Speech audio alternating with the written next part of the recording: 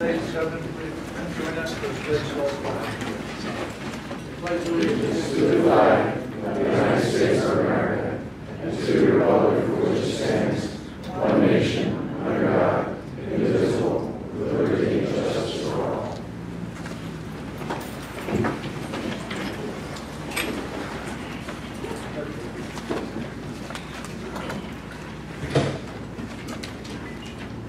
I'd like to announce the silence of all cell phones and other devices.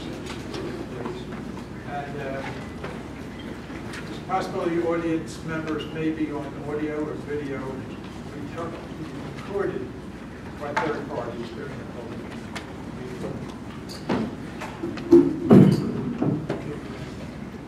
Mr. Berman, statistics. Sure, thank you. My name is David Broman. I'm with I. Schwartz, Special Counsel to West Goshen in connection with the Sunoco pipeline. And I've been providing monthly updates because we filed approximately 2 months ago an action to enforce the settlement agreement when we learned that they were putting a valve on a property that wasn't identified by them in our settlement agreement, as opposed to a property that they were supposed to put the valve on. So the only update with regard to the litigation is that we filed this week our answer to their motion to dismiss our case to enforce the settlement on the pleadings. It was supported by affidavits from three supervisors, by Mr. Halverson, thank you, Kristen Camp, and Casey Lalonde, as well as your expert, Richard Kupowitz. So we think we have a very strong case to defeat it. There's a pre-hearing conference before the PUC judge who's handling this case, Administrative Law Judge Barnes, on July the 6th. So that's what's happening. That's the update. Anybody here have any questions? Anybody from the audience have any questions? I got a question. Sir, if you want to come up to the podium. Sure. State your name. Hi, my name is Vince Malgrana. The question I have is this. Are the township supervisors saying that Sunoco is not breaking the law? Or is Sunoco breaking the law and nobody's doing anything about it? And the reason for my question is, a couple of weeks ago, I got a phone call from a group saying Sunoco is breaking the law. It's written, it's there, and the township supervisors are letting them do it. And quite honestly, Boot Road looks like a war zone out there. And you know, my feeling is this: if people are breaking the law, they shouldn't be allowed to continue to do it. I think that's one of the problems that we have in today's world. So I don't know, are they breaking it or are they not? Can we get an answer? Well, that's a pretty broad question, and I frankly don't know how to answer it. We think they're clearly violating the terms of our settlement agreement, and we're taking as much action as we can to enforce it. That's about all I can say. I think the question goes, as to the settlement agreement, we do believe they're in breach of a settlement agreement, and that's, the township has hired Mr. Berman to fight that at the PUC. The question, I think the phone call that you're getting, that a lot of residents got, and the accusation is that the township board is not enforcing the zoning ordinance, and that is a difficult legal answer. That's a difficult legal question. The township has not chosen to intervene in a lawsuit that has been filed in the Court of Common Pleas. The judge, I guess, will be making a ruling on that, whether or not the township should be enforcing their zoning ordinance against Sunoco and requiring them to go through a zoning approval process to be able to put the pipeline in. The township has chosen not to intervene in that matter because they are putting their efforts in trying to deal with the PUC matter with the breach of contract claim. So I think as far as, it's not an easy question to answer as far as are they breaking the law. It's a legal issue as to whether or not Sunoco, as a regulated public utility, is required to comply with township zoning regulations. And there are differing legal opinions as to the answer to that question.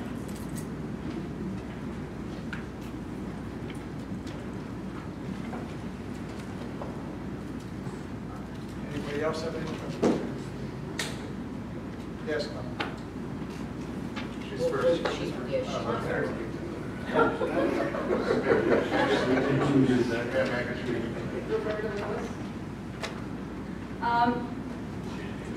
I raised the question partly out of my own ignorance about this. Is there a reason that we can't do both things?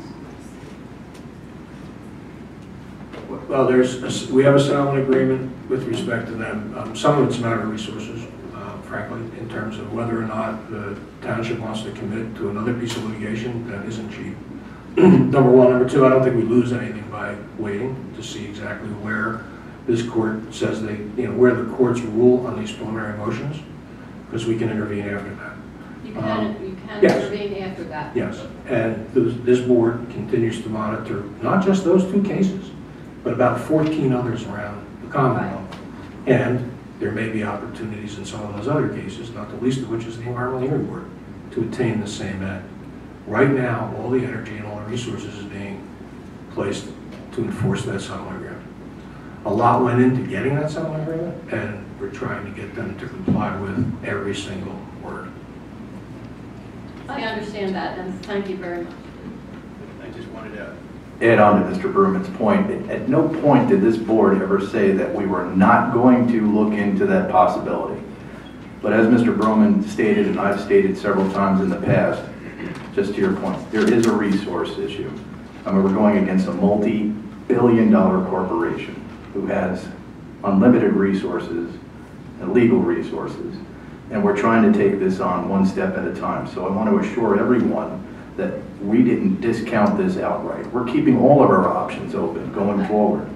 And we take it very seriously. Anytime someone comes here and says to us that, why aren't you enforcing laws that are supposed to protect us? That's kind of hard for us to take, but there's a reason for that. We're trying to do the best we can with what we have, but I assure you, we will be looking into all and any options that we possibly could do, given the resources that we have. Okay. Thank you. Thank you. I think that we've also stated publicly that we believe strongly in the settlement agreement of 2015. We put a lot of energy and resources into that settlement agreement, and we feel that it is the strongest avenue at this time, while, as Chris and David has said in the past 3 meetings, that we monitor all the others because we could make a move at any time. But the critical point to us right now is that our strength of resources in the excess of $250,000 to this time has been something that's worth it. It's worth it for the safety issues, and it's strong that we've led upon the fact that we want these safety valves installed. That's basically where we're at. Am I correct? Yes. Okay, Mr. Casey, you're on.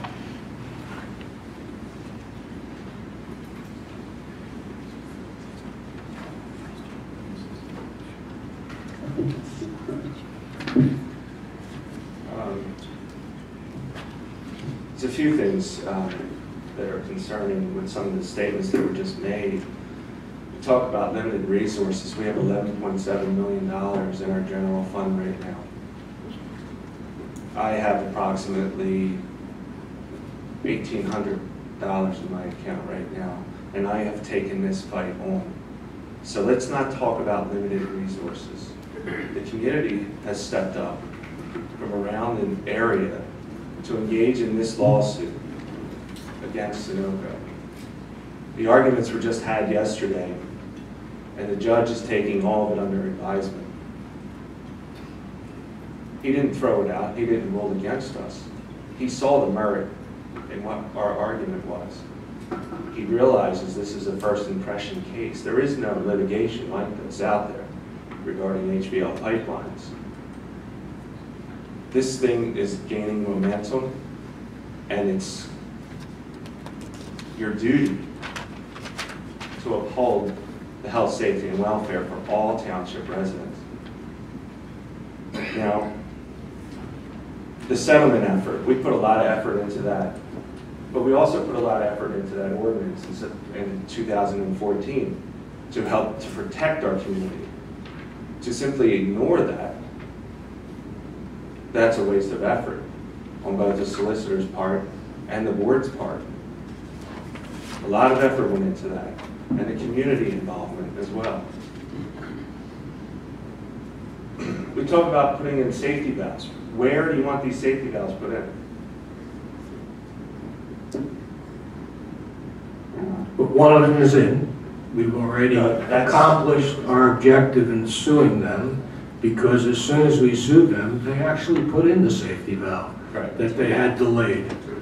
So we got the 2 in that we wanted. As to the Mariner East 2, we wanted where they said they were going to put it. It's known as the SPL use area identified on Appendix A of the settlement agreement. So there's a specific area. It's right next to the pump station that exists now on Boot Road. It's directly in back of it, and it wouldn't violate the deed restriction preventing them from building anything on the contiguous 4.6 acres. But we don't want it on the Janet property because that would violate the agreement, and that's why we're filing suit, correct? We don't want it on the property which the traditions of America formally received development approval. I don't want to refer to it as Janet because Janet owned both parcels, so that would be confusing. Well, Janet still owns that parcel now, along with traditions. It's a joint effort on both parts. They filed condemnation. They don't own anything. Sunoco owns that property. Sunoco owns that entire property? Correct. The one on the... No, I'm not talking about the water tower side. I'm talking about the fire station side. They have filed condemnation against that property. So if we're saying that those valves can't go on that property because it violates a contract that we have, then why would our township give permits for stormwaters for that property for this purpose? Why would we do that? Independent, separate obligation. I mean, they're obligated by law to process permits for stormwater. But I mean, it has nothing to do with the litigation. If there's a dispute over the property and if the permit is even allowable by law, why would we not argue at least that? That's another card that we had in our pocket that we've now given away. Why would we give and worry about permit within a period? Not if there's a dispute over the property itself. There's not a dispute over the property. There's a dispute over whether or not they violated the settlement agreement. But they have their DEP permits, Okay. and to utilize an unrelated statute and ordinance to try to get the settlement agreement implemented would be an invitation for a countersuit by them, and I don't think that would be prudent. So we're worried about violating our zoning laws and giving them what they deserve, but we're not worried about enforcing our zoning to protect. It's not zoning, it's stormwater. No, I'm talking about the ordinance that was passed in 2014. And I said at the last meeting, Mr. Casey, that when that ordinance was passed, there was a proviso that we made very clear to the public and to the board that that ordinance could only go so far. That if a public utility came in and claimed that they were exempt under section 619 of the MVC, that is what the state law allows them to do. And there's nothing the township can do about changing the state law that gives public utilities the ability to not have to comply with zoning regulations. That was always made clear. And then Act 13 was overturned. So now it's unclear. That has nothing to do with 619 Sure it of the does. MVC. Sure it does, because the argument is simple. Although they have public utility status, they don't have the right to violate local zoning, specifically regarding HVL pipelines. There's nothing in the statute, and the judge recognized this yesterday. So, again, I'm going to implore this board to get involved with this for the entirety of the township. Thank you. Anybody else from the audience have any questions? Okay, hearing none, thank you. And no, any questions for Sunoco before David leaves? Okay, we will update obviously at our next meeting. Reports for the month of May 2017. Please report, Chief. Good evening, ladies and gentlemen. For the month of May, the West Goshen Police Department responded to 2,134 calls for service. We responded to 73 alarms, 2 of which were valid. We investigated 23 reportable motor vehicle accidents, and we logged 26,466 miles on our patrol vehicle. In addition to other locations, selective enforcement was active on Grove Road, Taylor's Mill Road, South Five Points Road, North New Street, Ellis Lane, and South Concord Road. Our career development continues. We had our monthly emergency response training, the team training, the SWAT team, our honor guard training. Our traffic safety unit attended a course in technical collision investigation. Several officers attended a police supervisory and service training course put on by Penn State. Myself and the captain and the lieutenant attended emergency disaster incident training in Montgomery County. Detective Torres attended child abuse interviewing. Lieutenant Carroll attended an ERT, which is our SWAT team, it's emergency response team sniper training, because he's taking over control of the snipers on the team. And we attended suicide prevention program. 2 of our traffic safety officers attended special problems put on by the Institute for Police Technology and Management. We attended media relations, mental health first aid, and then lessons learned from San Bernardino and Orlando with regard to the pulse shooting. Several officers attended point shooting over the Chester County Training Center, and our dispatcher attended Justice Network training required by the state. A couple of small things, if I may. We back in January, I don't know if you recall, but we had a very violent armed robbery at our Rite Aid at the corner of Blue Road and Phoenixville Pike. And after a rather arduous investigation and multi-jurisdictional assistance, we were able to make an arrest of the gentleman, and he is currently in prison awaiting charges on robbery, aggravated assault, and related offenses. So, in addition to other locations, he committed a very violent robbery of our Rite Aid.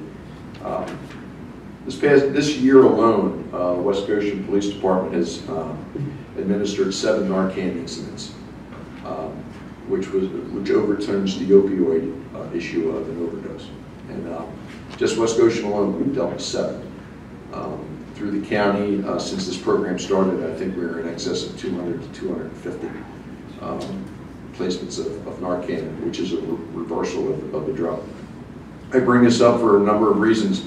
As you know, heroin, as far as I'm concerned, is epidemic. But now we're dealing with a greater threat called fentanyl, which is about 20 to 30 times more potent than heroin itself. And then there's something called carfentanil, and that is 10,000 times more potent than heroin. And just to give you an idea, and I apologize for the size, but just to give you an idea of the amount of carfentanil that is needed for a fatal overdose. And this can be ingested, it can be absorbed in the skin, etc. So I tell you this because our officers are out there going into these residences and so forth with the intent of saving lives and just going in. And this is the potential that we're dealing with on a daily basis, and it's not getting any better, it's getting worse. So just to keep the family of the 7 in your prayers, because it's an ongoing battle for them.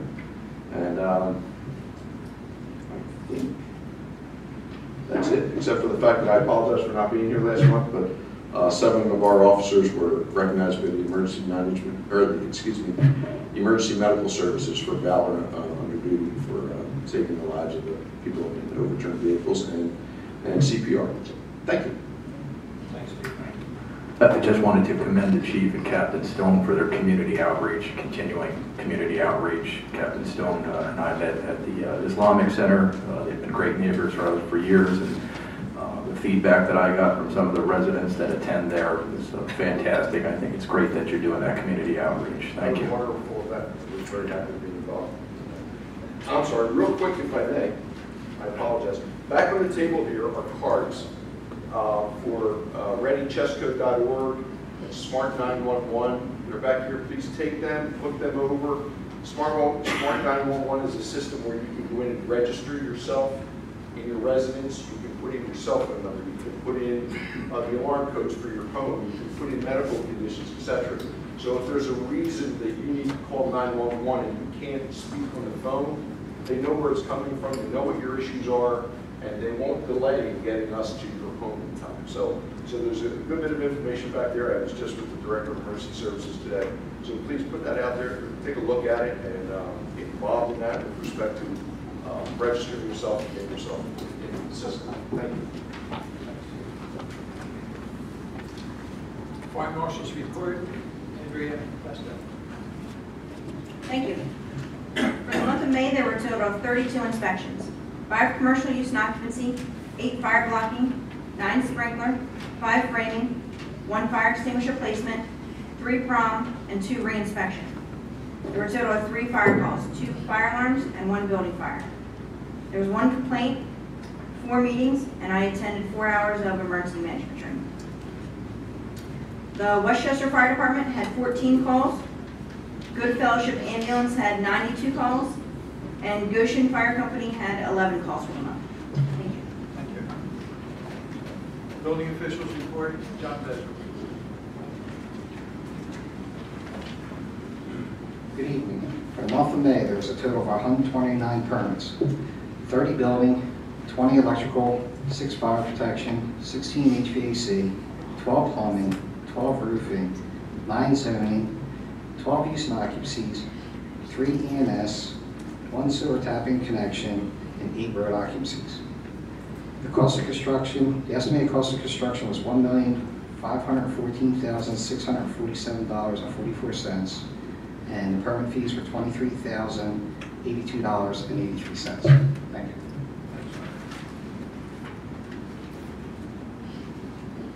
Board of Supervisors announcements.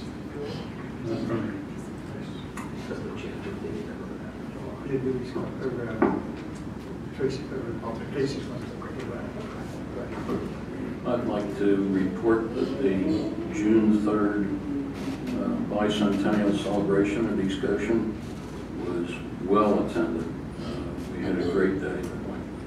The weather held out for us. It went from a really nasty forecast in the morning to a beautiful day and great fireworks that lasted over a half hour.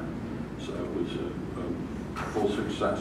I'd like to point out that we have yet August 6th is the 3rd event in our bicentennial celebration, and that's going to be at the West Goshen Park, Community Park, and that starts at 2 o'clock, and we'll go with major reenactments by reenactors from the period from the early 1800s, and then end with a Sousa concert, John Phillips Sousa concert, which I think would be a lot of fun.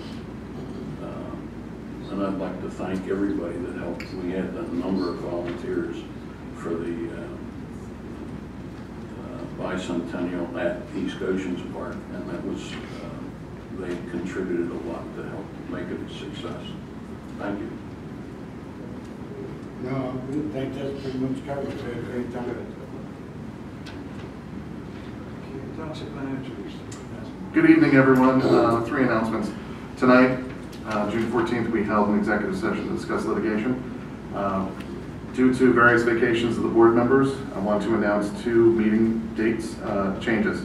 We're pushing the meetings back for July and August by 1 week. So the July meeting will occur Wednesday, July 19th. The August meeting will be Wednesday, August 16th. And finally, we're working with the solicitor and our fire chiefs and Andrea Testa to schedule the Act 172 meeting for the firefighter tax credits. Very good. So we should be able to report back in at the July meeting with our results. Thank you very much. Thank you. The township engineers announcements. Rick. So we're going to have a public meeting on Wednesday, July the 26th at 7 p.m. in this room. The purpose of the meeting will be to discuss the proposed TMDL and PRP plans that are required to be submitted to DEP in September, as well as the status of the preliminary design for the Basin Road retrofit project. Zoning Officer, Bill Webb. Thank you, Mr. Chairman. The zoning hearing board has a case on Monday evening, which I presented to the board at the last meeting for 512 Susan Drive. We've had several, 'tis the season for grass complaints. This year, we've been pretty decent. Most of the homeowners, upon receiving a letter, have responded and maintained their property. I have had to hire a contractor to maintain 2 properties so far this year within the township.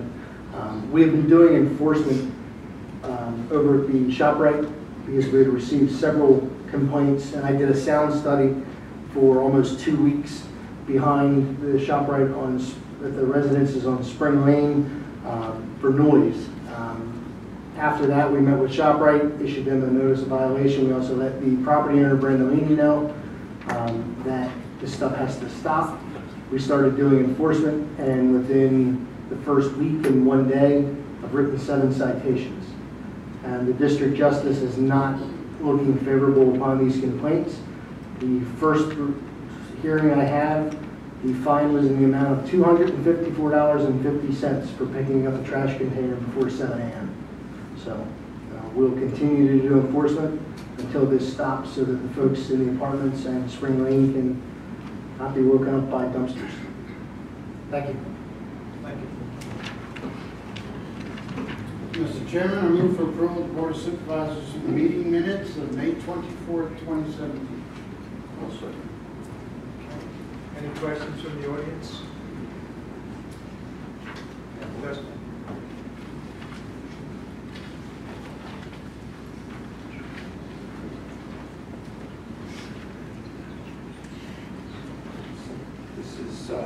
Regarding the stormwater. Has the township reached out to property owners that own the... This is not on stormwater, this is on the minutes. Question on the minutes? No, I thought you said, does anyone have any questions? On the There's a motion on the minutes. Can they pass the minutes and then you ask? Sure. Are there any questions on the minutes? That's what this motion was for. On the minutes, all in favor? Aye. Ayes have it. I thought you were asking about the announcement questions. I'll give you this time. Has the township reached out to the property owners that own these stormwater basins privately regarding improvements? Which property? Well, There are 215 basins in the township. Okay, so there's 215 privately owned basins. 211. Okay, so 211. Has the township reached out to any of those 211 About what? about upgrading them, improving them? Those programs haven't been approved by DEP yet. It would be premature to do that.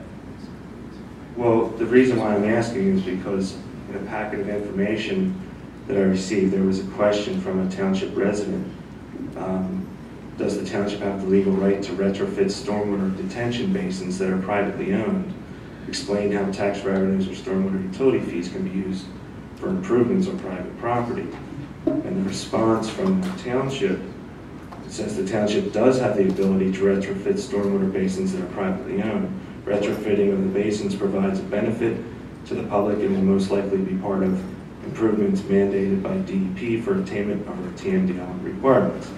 This matter has been discussed with our solicitor and is legal with the consent of the property owners. So I guess my question, With the consent of the property. if the permit's due on September 16th and the property owners don't consent to anything, then won't that cause a problem? No, they'll simply pick another basin in the correct watershed and do that one instead. And I will say that as the township adopted the Act 167 stormwater ordinance, and probably even before that, as developments were being approved, there are blanket stormwater easements on all the development plans in favor of the township. So as stormwater became more sophisticated, I don't know, the past 15 years, the more recent development plans all require the developer to grant blanket easements that gives the township the ability to go into and maintain the basins. Some of the older communities within the township that were developed and built before we had the sophisticated stormwater regulations that we have today, the township may not have the right to go in and do upgrades or retrofittings of basins, and therefore, the last sentence you read, the township would need to get the consent of those property owners. I'm dealing with this in a lot of different municipalities, and the thought is that in most cases, you would think the property owner would want the township to come in and do that because that saves them the expense, or their homeowners association from the expense of doing that. So it's a benefit to both parties. It gives the township the ability to comply with the MS4 permit requirements. It gives the HOA or a private landowner an ability to have somebody else pay for, upgrades and maintenance to stormwater facilities. So, but no, to answer your question, without their consent, if it's not documented already in a private easement agreement or on a land development plan, the township would need to get the consent of the property owner. But to Mr. Craig's point, the township wouldn't know which of those 211 property owners to go and approach and ask until we know that DEP will accept that as part of the permit. So the township's paying for the retrofit of private basins, and then who pays for that? As part of the township's requirements to comply with the MS4 permit, part of it is to do, one of the suggested ways to comply is to address basins that are in existence that ultimately discharge into the township's stormwater system. So it's not that they privately stand alone. There's a connection between a private facility that then leads into the township's public facility. But this is going to cost money at some point. It absolutely is going to cost money. That's what they've been talking about for many, many years. What we were saying to you last meeting, Right. until we receive our permit and find out what we need to do over a 10-year period, you But can that's- imagine what it would cost us if all of a sudden we went from owning 5 basins to retrofitting over 200. So part of that process is what we're sitting on and waiting for. Am I right, Greg? Correct. Right, but we already know what's required. That's what I'm No, we do confused not. about. We keep telling you that. Yeah, but You know what the regulations say. You don't know what DEP is going to mandate that West Goshen does specifically. no, well, see, that's the odd part, because according to the officials, specifically Jennifer Fields, and according to this agreement that was signed on March 21st, 2017 between the township and HRG Engineering, there's 2 options. A short-term reduction in deductions will include projects and tasks necessary to achieve a 10% reduction in existing sediment load, or 5% for total phosphorus load, within a 5-year following issuance of individual MS4 permits by DEP. That's We know. PRP, not TMDLs. 5% for total phosphorus. So what I'm curious to know is, this is going to cost us money. Why are we not discussing this with the property owners and the community? Didn't I just mention we're going to have a public meeting in July? That gives But very even if we do, very little time. until we see the actual permit, which we've been waiting for years, I'm not going to hypothetically enter into any financial entity or move on behalf of the township until we have an approved written document from DEP to EPA telling us that this is what we have to do over a 10-year period. Now, we've been waiting for it since 2015. We are supposed to get it by 2018. If we get it, we get it. Then we'll move. Then we'll have meetings. Then we'll decide what financial amounts of money we need to carry on with. Period. End of sentence. And you'll know which property owners you need to reach out to. Until then, I'm not arbitrarily, hypothetically going to put a number on something. Well, that's, the DEP is saying what needs to be done already. They have already said it. And if do we have access to the internet? You could easily pull up the DEP's website to see the permit requirements. We know exactly what the permit requirements are. So do I. Until the application is submitted and the permit is approved, they're not official and cannot be acted on. No, what you're saying, what you're doing is you're denying the ability for the residents of the community to have input into this process. That's why we're having a public meeting at the end of July. That gives very little notice for the community to Mr. be Casey, involved. if we have to talk every month, until we have the signed and approved permit, which may not be till 2018, mid-2019, I don't know. We've been waiting so long.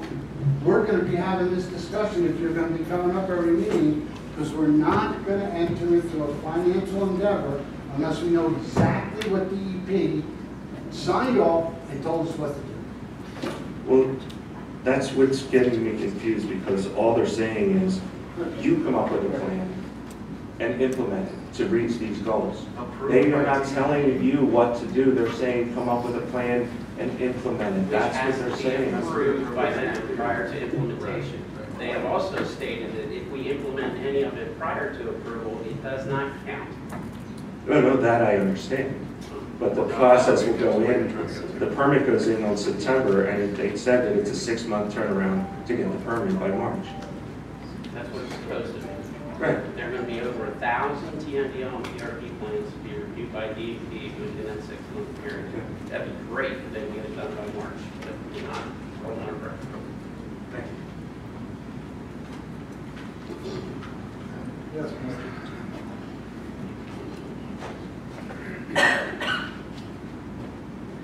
Hi, good evening. My name is Margie Swart, and in January of 2015, I received a letter from the Board of Supervisors inviting me to be part of the Stormwater Advisory Committee.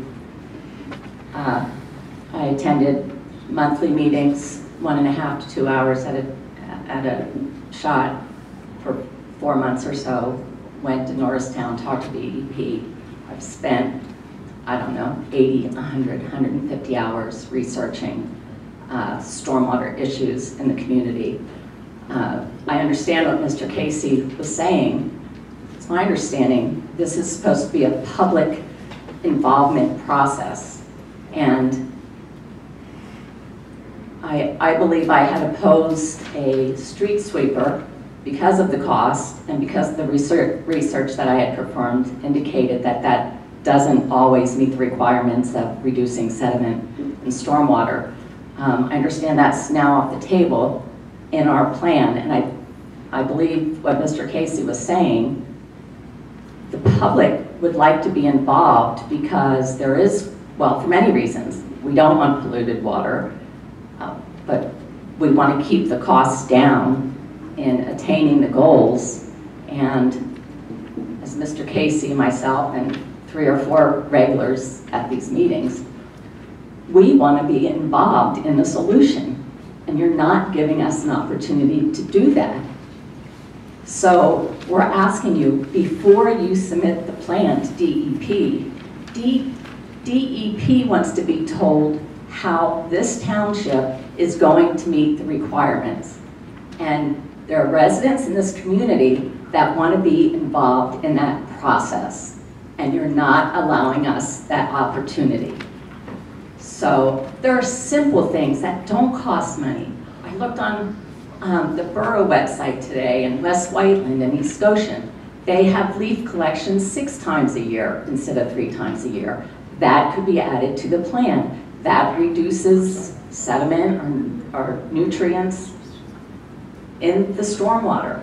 There are many ways that we can reduce this, and sometimes it's simple. I am such a keep it simple person, and there's a lot of smart people up here, but we have so many smart residents that I met recently that want to get involved, that see things, you know, differently. And sometimes it's just so simple, but we have smart engineers that sometimes don't see the simple things that are going to cost less money to do. So DEP doesn't tell us what to do. We're supposed to provide. I'm sorry. Absolutely not. This is a classic unfunded mandate from the federal government with requirements that we have to follow through the Clean Water Act. We have very little wiggle room to make any decisions, Margie.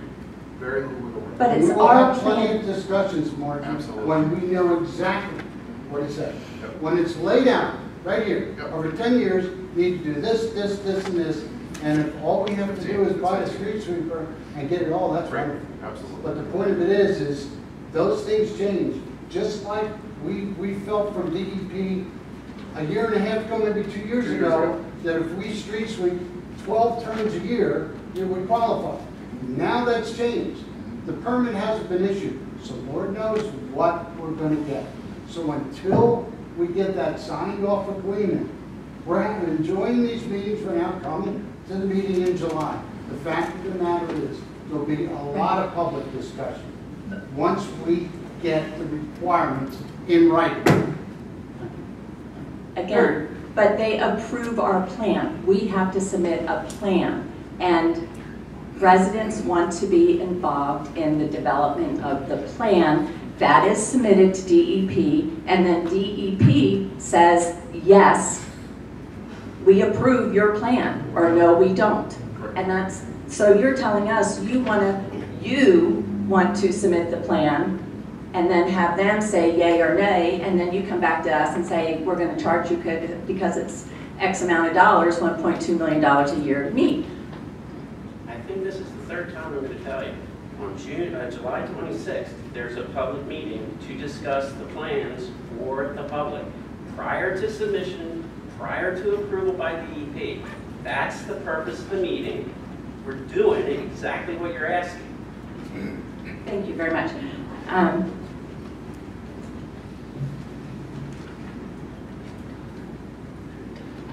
We recently engaged HRG Engineering to help us with our PRPs and TMDL plans for the amount of $52,000. When did the board approve that expense? In the budget.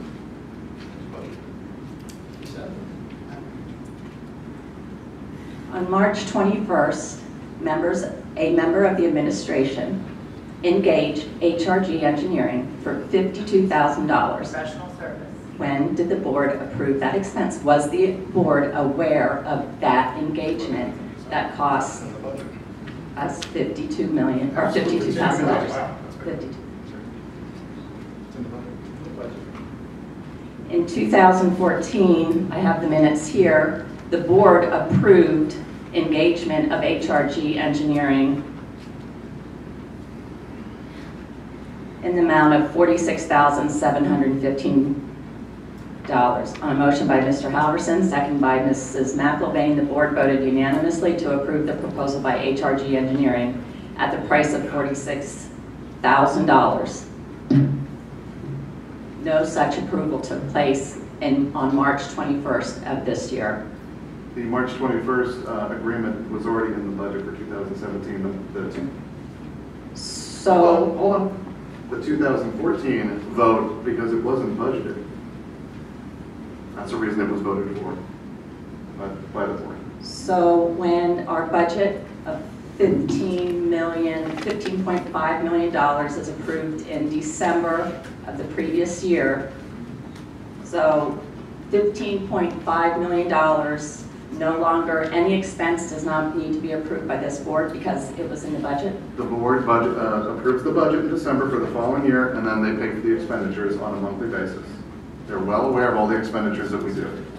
Okay, and it's a specific line item in our stormwater budget for professional services. Thank you. Excuse me, I have a quick follow-up. I'd like to, we're done with that. I guess This is a quick follow-up. This is pertaining to this specific issue.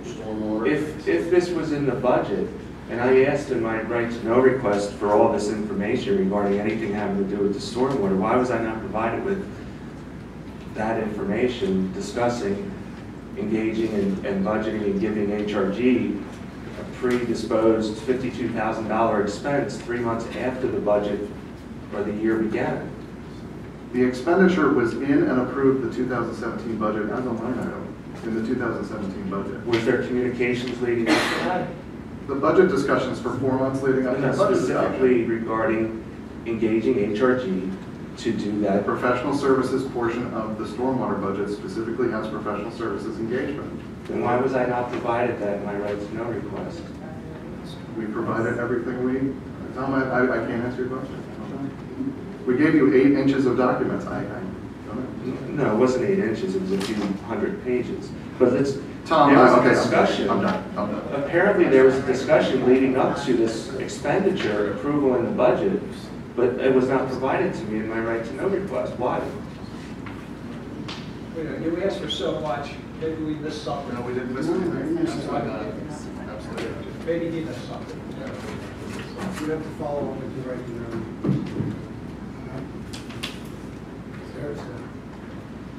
If it's there, it's there.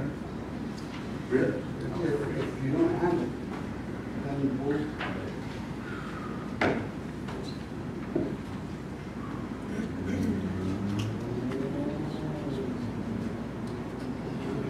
Okay. Mr. Chairman, I'd like to move the approval of the treasurer's report dated May 31st, 2017 for the general fund, the sewer fund, the sewer revenue fund, we should clarify that, the waste and recycling fund, the capital reserve fund, and the bills to be paid from those funds. Second. Second. Any, yes, Margie?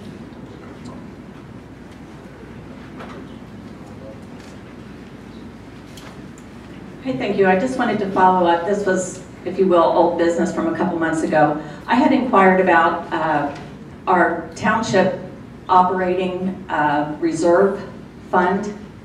The township policy is to have 20% of our annual expenditures as an operating reserve. Our annual expenditures are roughly, let's call it 15.5, so between $15 and $16 million. So according to our operating reserve balance, we should have roughly $3 million in an operating reserve.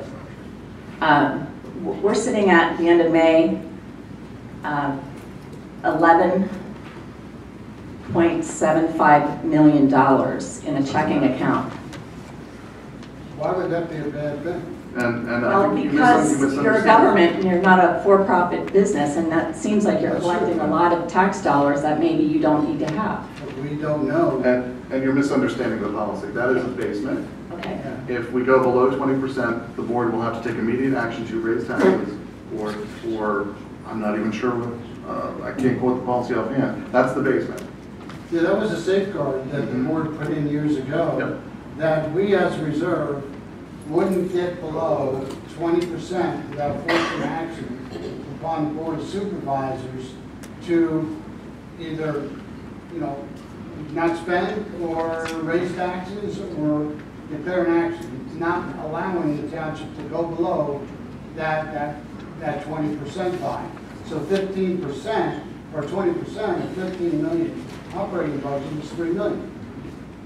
So you get the $3 million, then an action needs to take place with the board of supervisors. Well, I'm just wondering if an action for 2018 might be to eliminate and have 0 mil property taxes. We always because discuss that. Our property taxes only generate 3.5 million. Most of it comes from earned income. So for 1 year, if you eliminate property taxes, you all would be heroes, and we'd still have $8 million as an operating reserve. I don't think we're going to be. Okay, which brings me to, I have asked. Margie, I have a quick question. Sure. The $11 million, is that the current balance in that checking account? Yes. Have you taken into account the normal cash flow? Yes. Okay, and that normal cash flow means that in March the real estate tax bills go out, so a big lump of money comes in. But that has to last us the whole year. Sure. Okay, so it's unlike the income tax, which we get in 4 installments. Okay, we get that quarterly. So you have to look at that. You have a lump right now, but that's going to slowly deteriorate as that balance will go down as we go to the end of the year. Last year, we were at 9.2. Just so you understand. And we will, yeah, but 9.2 is still it's excellent. 3 times as much as our policy. So anyway, this is a great time. I'd just love to talk about the formulation of a citizen finance budget committee. Again, I met a lot of wonderful people that as we get into budget season, all of our neighbors. I mean, most governments have some type of citizen involvement in their budgeting process, and I've been asking for that for a couple of years, and I hope you'll consider that. So thank you. We have open workshops. I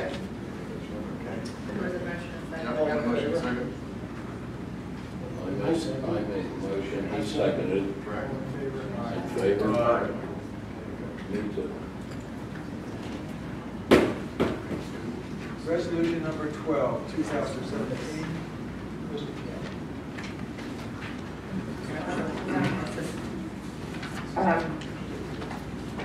The Sunshine Law allows boards of supervisors and any public agency, for that matter, to establish rules and regulations for the conduct of its meeting. And the purpose is simply to organize the meeting in an efficient fashion. So I think just what happened is a good example. There was a motion and a second on approval of the treasurer bills, and if there was a public comment specific to the treasurer's report being approved or the bills being paid, it's appropriate to make the public comment at that time, because the board wants to hear the public comment on the motion that's being made. So the purpose of this is not to stop anybody from exercising First Amendment rights. It's not to stop public from coming to public meetings. It's not to stop citizens from telling the board what their concerns are with respect to any matter, whether it be on the agenda or not. This is something that's routinely done. The Westchester School District does it. The majority of the municipal clients that I deal with have rules and regulations for how they want to conduct their meetings. This is not in response to any one particular person or any one particular entity that comes.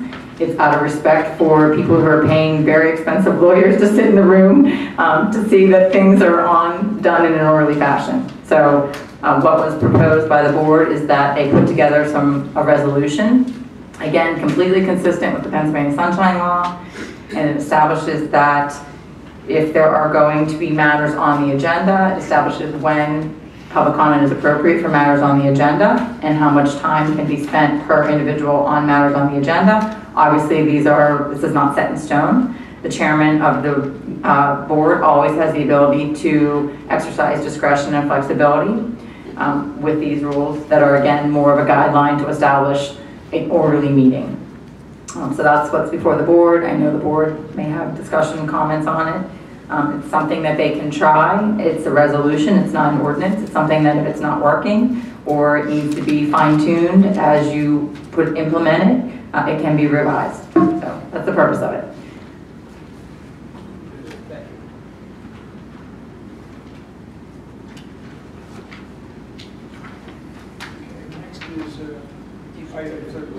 Can we ask what is it? Yeah. Maybe we should state that we are going to post this on the website for public comment. We're not voting on this now. Okay, so folks should have an opportunity to take a look at this. I think do we have a draft copy available? I don't have a draft copy with me here. I mean, we can make it No, we available. can post it. Yeah. I think we should post it, and I think we should wait to vote on it. Sure. Since this is something that, you want people to read. It's basically, 5 minutes per agenda item per person and 5 minutes at the end of the meeting. Everybody's eligible to speak per item, and everybody's eligible to get up and address us at the end. It just specifically helps us to prolong, avoid prolonging. Well, and also have it be in a more orderly fashion. So what's proposed is that if there are matters on the agenda, and if somebody from the public would like to speak to the board about the matter on the agenda, the way the resolution is worded is that there would be a motion and a second on the official action that the board would take.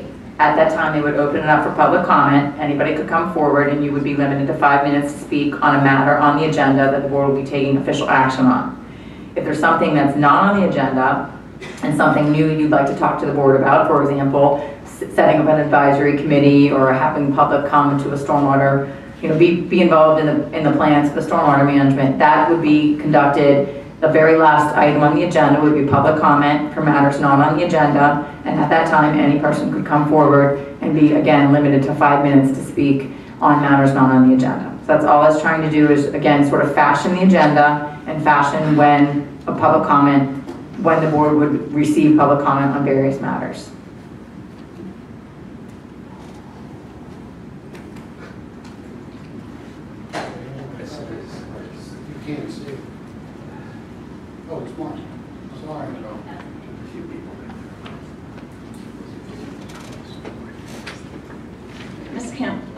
When were you given direction to write a resolution? Why did they write this resolution? Well, I shouldn't say that. Our firm was asked to assist in reviewing the Sunshine Law and whether it would be appropriate to establish rules for the conduct of the board. So it was, I don't know, many months ago, I think, we were asked. At whose direction were you asked to do that? I believe the manager and the board. Yeah, the board and the manager. So when did the board discuss having or instituting rules? Shouldn't it be discussed in public beforehand? Oh, okay, good. So we're happy to discuss it now. We're going to discuss it next meeting. Well, I think we can have, if you want to comment on it, that's fine. Sure. You know, but I just wanted to make it clear to everyone that we're not passing this yet. We are going to give an opportunity to post it so that people can take a look at it and give their comments on folks that aren't here today. And folks that are here, feel free to say what you'd like to say. Just a couple of things. I've brought this up in the past. Seems like for the history of West Goshen Township, until about 3 years ago, there were always 2 meetings a month. Again, all our neighbors, you have a workshop meeting or a mid-sunshine meeting. They're called different things. At the same time, you also had public comment at the beginning of the meeting and public comment at the end of the meeting.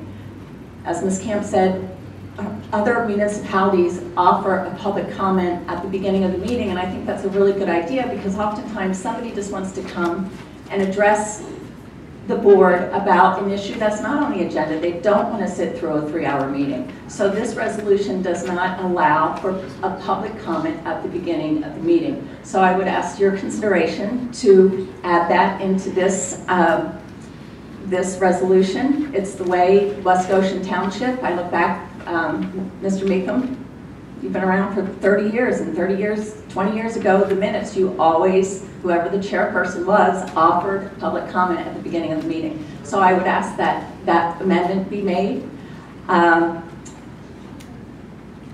As well as, Ms. Camp, you and I have gone back and forth on this one, public comment on the agenda item, I believe, still should happen before a motion and a second is made.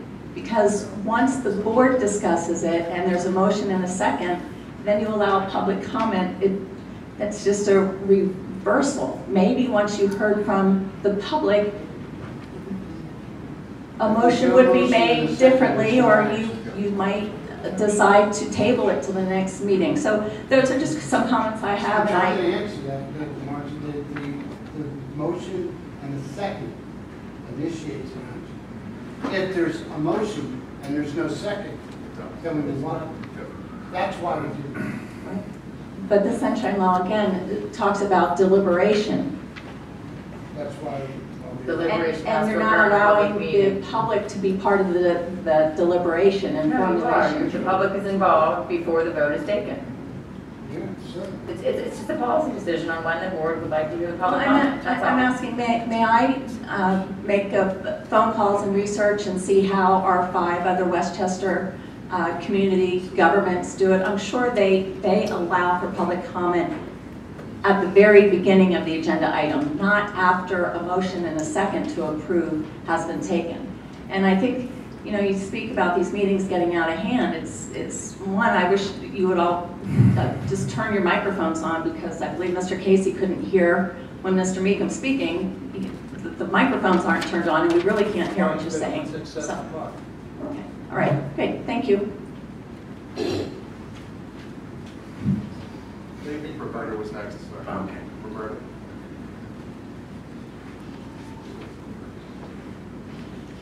This is, No, come on.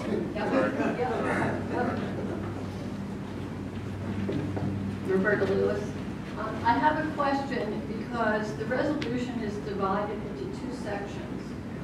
One, items that are on the agenda and items that are not. The items that are on the agenda seem to apply only, like the rules, only apply to those items on which you are going to take official action, like a board review, you know what I mean. There are many items on the agenda that people might have a comment about, including me, which are not going to require board action. they're just a discussion or an announcement or whatever. What happens in those cases? The resolution takes that into account. Tonight we have 21 items on the agenda. Right. At every single one, if you wanted to say something about the Pledge of Allegiance, you have 5 minutes. There's nothing precluding I that. can understand that. Yeah, because every that- single agenda item Because has comment. because the first main header is items that are on the agenda, and then underneath that, it seems to apply, at least the way I read it. It probably makes it clear that if it's something still on the agenda items, And the agenda. to the extent that there's going to be official action, the comment will come after the motion, but to the extent there won't be an Good comment. action, Thank you. we should add that. Very good point. I'm going to be quick.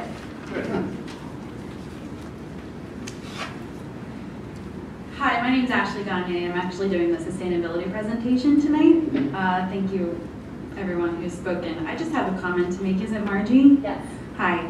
I just wanted you to know, so this sustainability presentation I'm making tonight has been about 4 months in the making.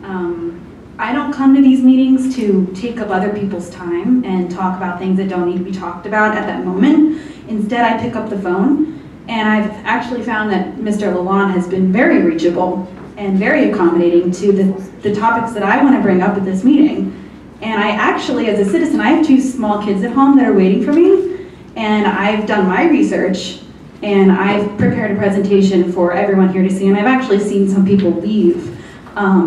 And you know, I've been banking and waiting my turn pretty patiently to present. So to comment on this, I suggest to anyone who has an issue that is not on the agenda that they would like to comment on to pick up your phone and actually call the members of the board, because I'm sure they would be more than happy to talk to you. They have to me, and they've been very helpful, so thanks. Will she be limited to 5 minutes? No, actually, I made a point of getting on the agenda, so thanks. Okay.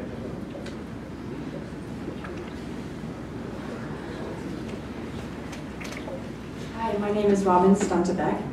I just want to make a note of something I've been observing related to the way I think the conversation's been going about the public's ability to speak. I'm going to reserve my comments for written comments related to my thoughts about your resolution, but I have 2 things I'd like to offer. Number one, I'd like to understand, is there a policy related to when you issue a resolution or whether you present a resolution at a board meeting, whether or not there may be an easier way for us to identify where that resolution is in draft form so that we can be better prepared to ask you questions about it, because no one read the draft to us. You're now telling us we can go look for it on the website. Not all of us are skilled in that type of resource and would like to know how we can more easily obtain that information. Sure. Copies here. We have 50 hours of office hours every week. I'll post it downstairs as well.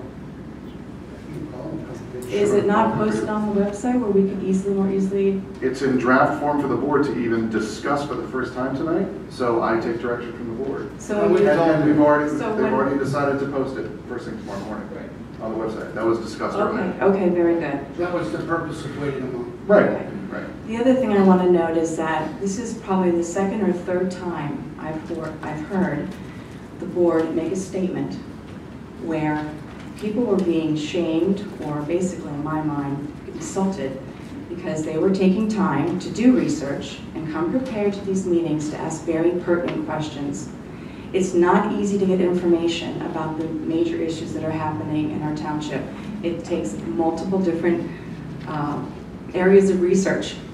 And one of the things I have found most offensive, that I spend a fair amount of time in preparation to attend these meetings so that I am well educated about what the issues are, so that I can be prepared to ask important questions that I think will be relevant to everybody here in the audience. I think by virtue of the fact that there are so many people here, it shows the engagement and the demand that our township has to have an audience with you. And when I am told that when I take time to have my conversation heard, that I have to worry about the people who brought their lawyers here because they're spending money. I've been spending time, which is also equates to money, and I find it very offensive. And I would like to request That statement is never made again. I completely understand why it's important for people to have some time limits because we have a limited amount of time. We don't want to be here till 11 o'clock every night. But there have been issues in this township over the last 2 years that have required a lot of questions to be answered and answers to be given that don't always occur. So that's why many times when they do, even if they are given, they're not memorialized in the minutes. The minutes are 2 sentences long. There's no substance behind them to really walk away and say, I remember that this is what they said and this is what the final decision was. So I would like to respectfully request that people be patient and understanding with other people's time, because more often than not, they have taken the extra effort to investigate or better understand the issues so that we can have a good dialogue about what's going on in the township. Thank you for listening.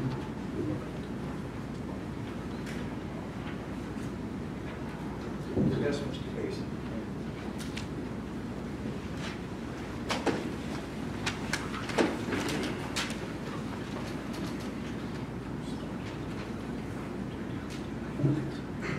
In the fall, we had an issue regarding the First Amendment problem that the township was attempting to engage in.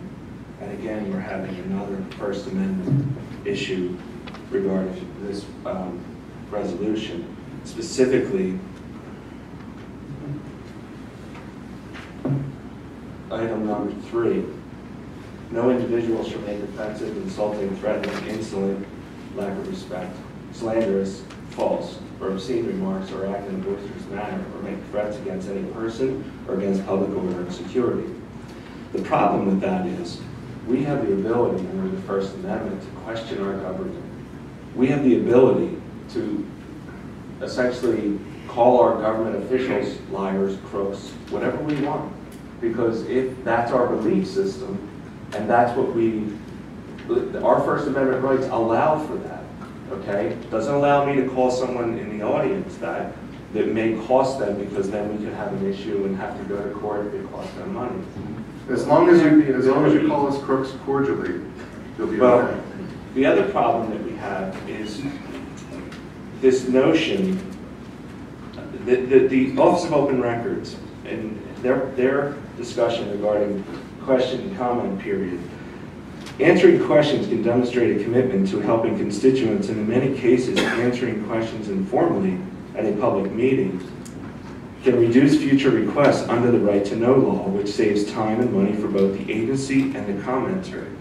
Now the problem is, although some of us get to call in and speak and get communications back and forth, a lot of us don't, because we question what is being put before us. Now, I fully believe that this is being enacted simply because of what I've done over the past year. So much so that I feel that this is violating my First Amendment rights by enacting this. Now, the second-class code does allow for time constraints and order. Yes, it does. The sunshine law, I'm sorry. So the problem is when things are said here that don't make sense, and rights to know requests go out, and we get differing information than what we heard here at the meeting. We get differing information through communications with township officials and/or no communications at all. Well, then we have no choice but to stand here, as is our right, to ask questions, to get answers. And you will continue to have that right. Even if the board passes this resolution, you will continue to have that right. You're asking for 24 hours advance notice? It's a suggestion, it's not a suggestion. mandate. And that's But the problem here, that is to give, hold on, let me respond to that. That is to give the staff appropriate time to be able to come with responses so that they can answer your questions intelligently at the meeting, so that they can caught off guard and not being able to respond to you, which is what you would like happen if you're going to ask a question in public meeting. So that's a courtesy, and it's not mandated. So caught off guard would be something like, I mean, caught off guard was the right way to say it, but just unprepared to be able to respond to your question. These staff have a lot to do on a daily basis. And they may not have at their fingertips, you know, for example, the financial director's here. She deals with a lot of finances throughout the day. She maybe cannot answer a specific question on a bill unless she knows in advance or has the opportunity to prepare, be better prepared to answer the question that you have. It's done for the benefit of the public. Right, well, when the public or the requester is asking for information and the township will not respond, what is then the recourse for the individual? I don't know a situation where they haven't been able to respond, or they haven't responded. I I'm know not of sure what one. hypothetical you're talking about. If you're going to go back to a right to know request, I will tell you that the township does the best that it can in responding to right to know requests. It is not an easy law to interpret, and they do the best, and they spend a lot of money on solicitor fees to try to respond in an appropriate fashion based on the law. There's no hiding of documents. They're having our firm analyze the requests that come in, and what is appropriate. We ask them to do searches of the records, and we go through those records and see that we're providing to the requesters the documents that the law requires us to provide. Well, there's an instance now where I asked a question, and once I brought up a discrepancy, I had no response I don't left. think there is a discrepancy, Mr. Reed. No, here's the I don't think there's discrepancy any specifically. documents, and I don't think it's appropriate at this time to talk about a specific right to know. I'm happy to talk to you tomorrow and meet with you and to see if there are any additional documents. I don't believe there are any additional documents that are responsive to your request. I'm not talking about that earlier request. I was talking about the communication. See, this is where, when we're being asked to consider everyone else, and there's these discrepancies. Specifically, when I was emailing the board and the township regarding emails that discussed the October 28, 2015 meeting that took place, that was said never took place. Then I was told that there was an executive session. Then it was said in the communications when I said, well, there was a meeting, nothing was approved, but yet the emails showed that there was an approval for HRG engineering. And the response that I got back was, no, there was no official actions taken. But when I sent those communications back and said, no, this communication, this email specifically says that something was approved, I never got a response back. So I have no alternative but to then stand here because you guys refuse to respond and ask the questions. So these are the things where if an executive session occurred and I'm showing a discrepancy and I'm trying to get answers offline, outside of these doors, and I'm not getting them, I have no choice but to stand here. And sometimes that takes longer than 5 minutes. So again, this resolution, as it's written right now, will violate First Amendment rights for everybody who walks in here. And the other thing that it also does is it mentions taxpayers. Which taxpayers? West Goshen taxpayers or United States taxpayers? The Sunshine Law allows, if the board chooses, to limit public comment to residents and taxpayers of West Goshen Township. That's what the Sunshine Law allows. And I think one of the suggestions may be that you expand that, because not every township does that. You'll see on the posted resolution that we included and visitors. Okay. Because that was a constitutional concern. Yes. And one of the reasons why you haven't seen this draft before, this was a working document up until like a day ago or so. So we don't want to present anything until we all seem like we have some sort of consensus. But some of the public comment that I'm hearing about this resolution is helpful. I mean, Margie, you're talking about putting the public comment first instead of last.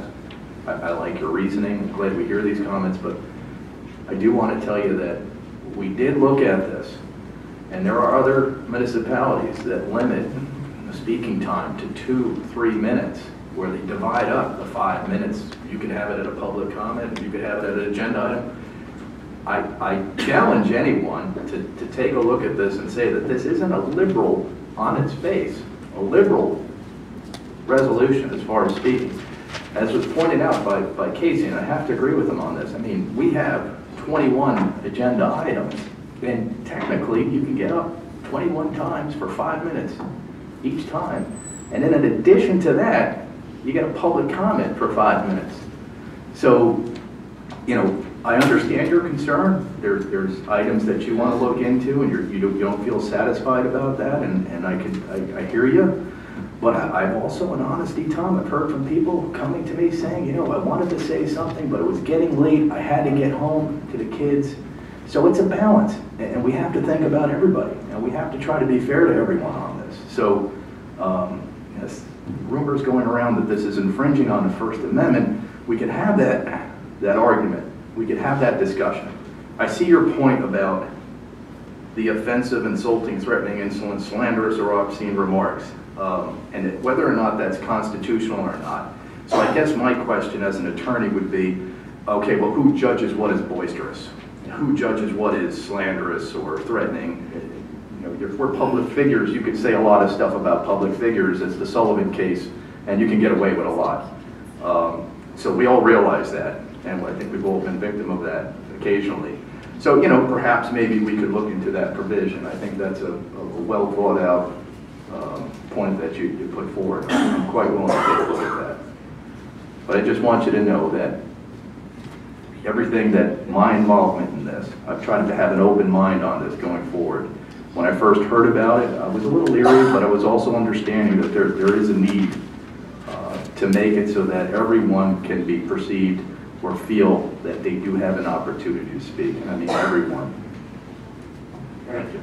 Well, so there are some townships out there that will take Ms. Gagne and others that are here and consider putting that before even the announcement. It's a very good suggestion. I was thinking that too, like people who do have presentations. We have some gentlemen here to have a presentation for a property development. And, you know, maybe we could look into that. East Goshen does it on a regular basis. Okay. So now, thank you for your time, and I'm also going to ask that, in the sense of fairness, that the board consider moving Ms. Gagne up on the agenda.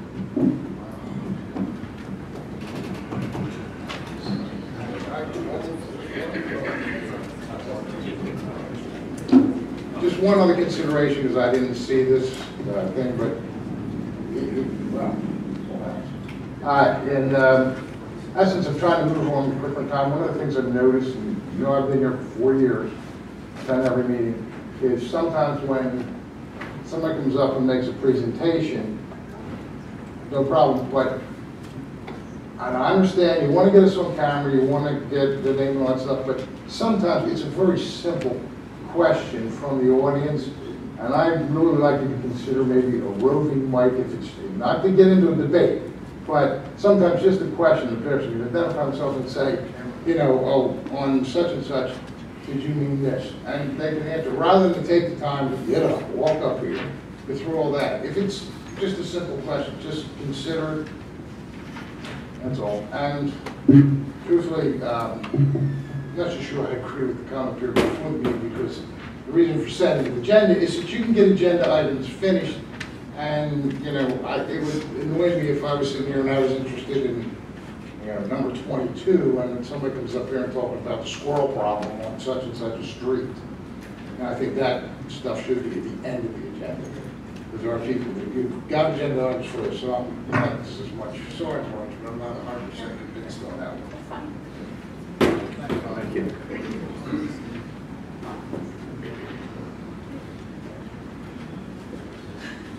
Just a couple of my requests in the past I think would alleviate a lot of these problems. The meeting packet's online. You know, at 7:30 this morning, the treasurer's report was not online, the minutes were not online. So again, I can't put questions out or make calls when the agenda and the items that are on the agenda aren't available to the public. So again, East Bradford, the borough, East Goshen, they put the entire meeting packet, 70, 80, 100 pages online that residents could ask questions. So again, I brought that up last week, and Mr. Lavant apparently is just waiting from the board for approval to put the meeting packet online. So I ask your consideration to your vote on that tonight. And again, a lot of other townships, they discuss these things at the work sessions. That's why you have 2 meetings a month. When you eliminated that second meeting, that's why you're having these meetings that go on. This should just be a voting meeting where everything that's on the agenda was discussed at a workshop meeting. So I would respectfully ask you to take those comments into consideration. Thank you.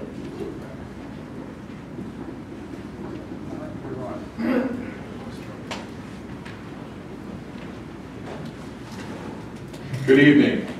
I'm John Jarris, and I'm here this evening representing Westrom Development Company. I'd like to introduce the members of the team: John Westrom, John Tallman, Jesse Kovac, and our esteemed traffic engineer, Greg Richardson. This involves a property on South Matlack Street, 956. It's approximately 4 acres, and it's presently the site of the Agway dealer. We met with township staff last month. We had a very productive meeting, and which brings us here this evening because it was the township staff who suggested we make this presentation to you, the Board of Supervisors. So I will say briefly, the property is located in the I-2 Light Industrial District. It does not currently provide for the use that's going to be discussed tonight, so there would be a rezoning involved. But a very clear message we received from township staff and we met with them last month was with regard to traffic, hence the reason Mr. Richardson is here this evening. So with that, I'll turn it over to Mr. Westrom to give the presentation.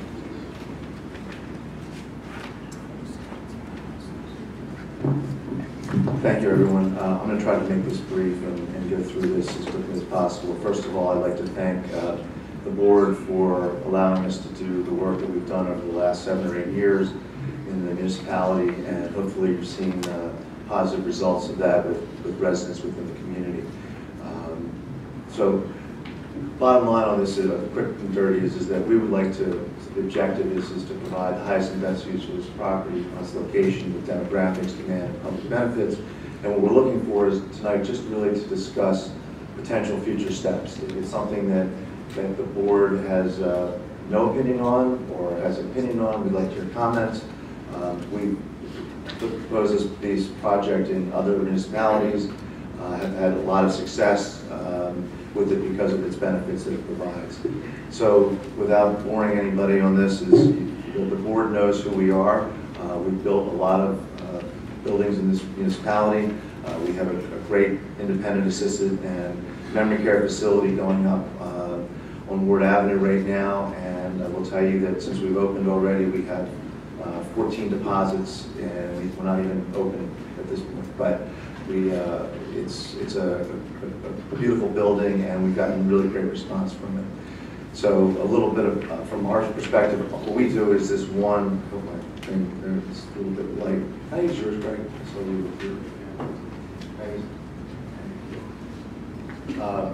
much better. The big thing that we do is that we look at we've done over 40 plus rezonings where we look at the market and try to figure out where there's a use that really is obsolete or really isn't working that well, and how can we modify that to meet the market demands. And we've been very successful doing that over the 30 years of business that we've been in. Are you saying something there?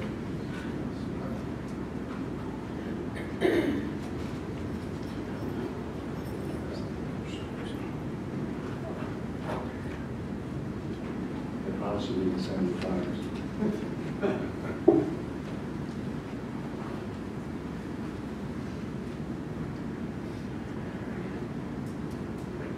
To the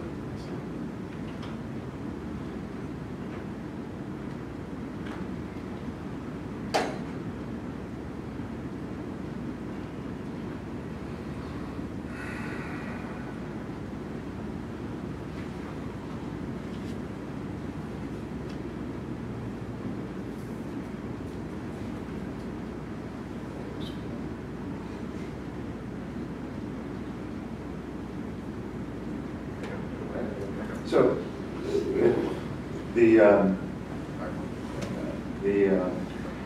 basically from us, our company has built single-family homes, active adult communities to preserve open space, urban development, redevelopment, luxury suburban multifamily rentals, which is what we're talking about here, and independent assisted living facilities.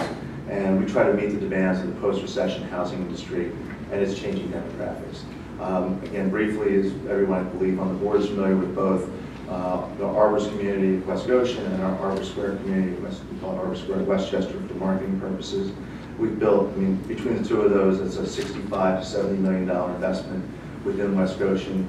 And both of those have significant value to gradables in the township, with adding absolutely no school children to the school system, and there are other benefits from that, both of those. We met with staff. We had a really long meeting and a very positive meeting, and what we heard here was traffic, traffic, traffic. So what our plan on this is that were we able to develop this Luxor product on the existing Agway site, that by doing that we could simultaneously improve the traffic conditions that currently exist on Matlack and 202. We know that that intersection is a real problem within the township, and we feel that by what we've heard and what we've done and why we've engaged traffic planning and design is to ensure that this project could improve the traffic conditions. And I know that our traffic engineer has spoken directly with our township engineer, Mr. Craig, to review some of this and at least understanding where things are. So the bottom line on the statement is that the post-development traffic operation at that site, at the corner of 202 and Matlack, by our development of what we would propose to do as part of that development, which some of it's a little bit off-site of ours, but we would still be able to do it, is create better traffic operation in a post-development than you would have in pre-development than exists today. And what we would do, and Mr. Richardson is going to talk about, is two things. We'd have some street expansion to allow for additional turning lanes, and number two is that there would be traffic light improvements at 202 and Matlack intersection. Our Luxor development that we'd be proposing in a residential use also creates less traffic than alternative uses that are currently permitted in this particular district. So I'm going to have Greg explain this, if you would, and I'll drive this.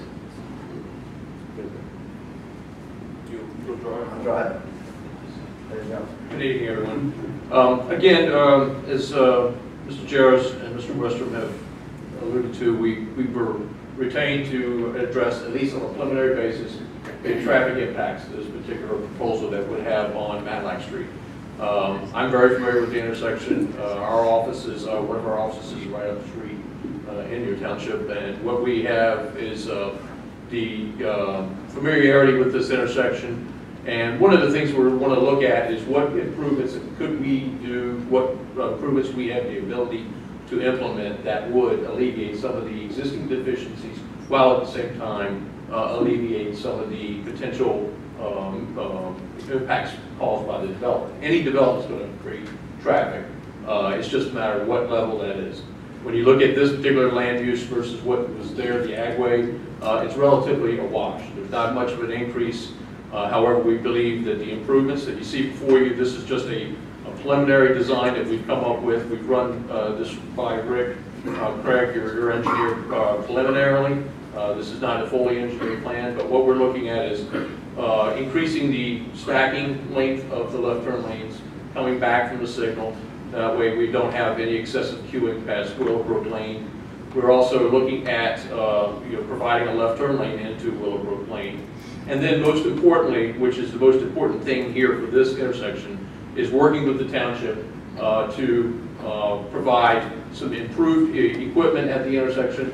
In this specific case, what we would look at is providing a what we would call an advanced turn signal, a left turn arrow on both approaches of Matlack Street, which would greatly improve the flow through the intersection. I am also aware that there is a potential PennDOT project to improve this intersection. But, okay, it's happening. Okay, thank you, Casey. But that again is something that is what we call a traffic adaptive signal system, which would greatly improve the operations here.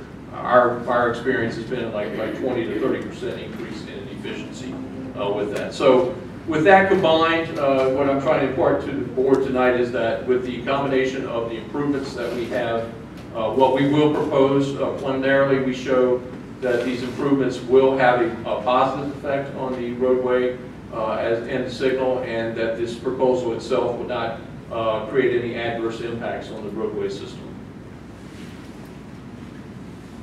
I think we're here to answer questions. Yes. Unless you wanted to talk about them first? You want to continue? Agway's a pretty active place, traffic-wise. One of my favorite places. I'm sorry. But having said that, present zoning would allow a hotel, would allow commercial condos, so I understand. But with the activity that Agway has, presently, apartments numbers would reduce. I want to show you why. Yes. During one of the peak hours, we look at two peak hours, the morning commute and the evening commute. During the evening commute, it's actually less trips than what Agway generated at its peak time, at peak business levels. On a Saturday, Agway certainly would generate more traffic because you have your homeowners going there to get their supplies and for work on their yards when they have the day off. So you see that particular land use. Offices also are another land use that would be permissive, and those certainly generate more than the residential use that we propose. The office condo is similar on Willowbrook, farther back, and the micro hotel, which presently exists. Yes. So the comparison for us as a board to consider is apartments and the actual traffic impact on that location. I'll show you what we do.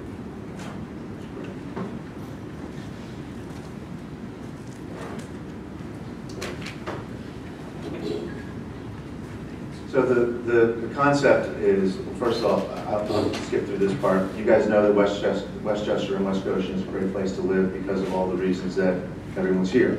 The Agway, the current status of this property is that it is an aging Agway store. It's got great accessibility, and it is within what is one of the hottest areas for millennial living in the Philadelphia region. And you're going to see that our target market is millennial housing, which you saw on the front picture, and I'll show you more about it. But the proximity and the closeness to shopping, nightlife, and entertainment is fabulous.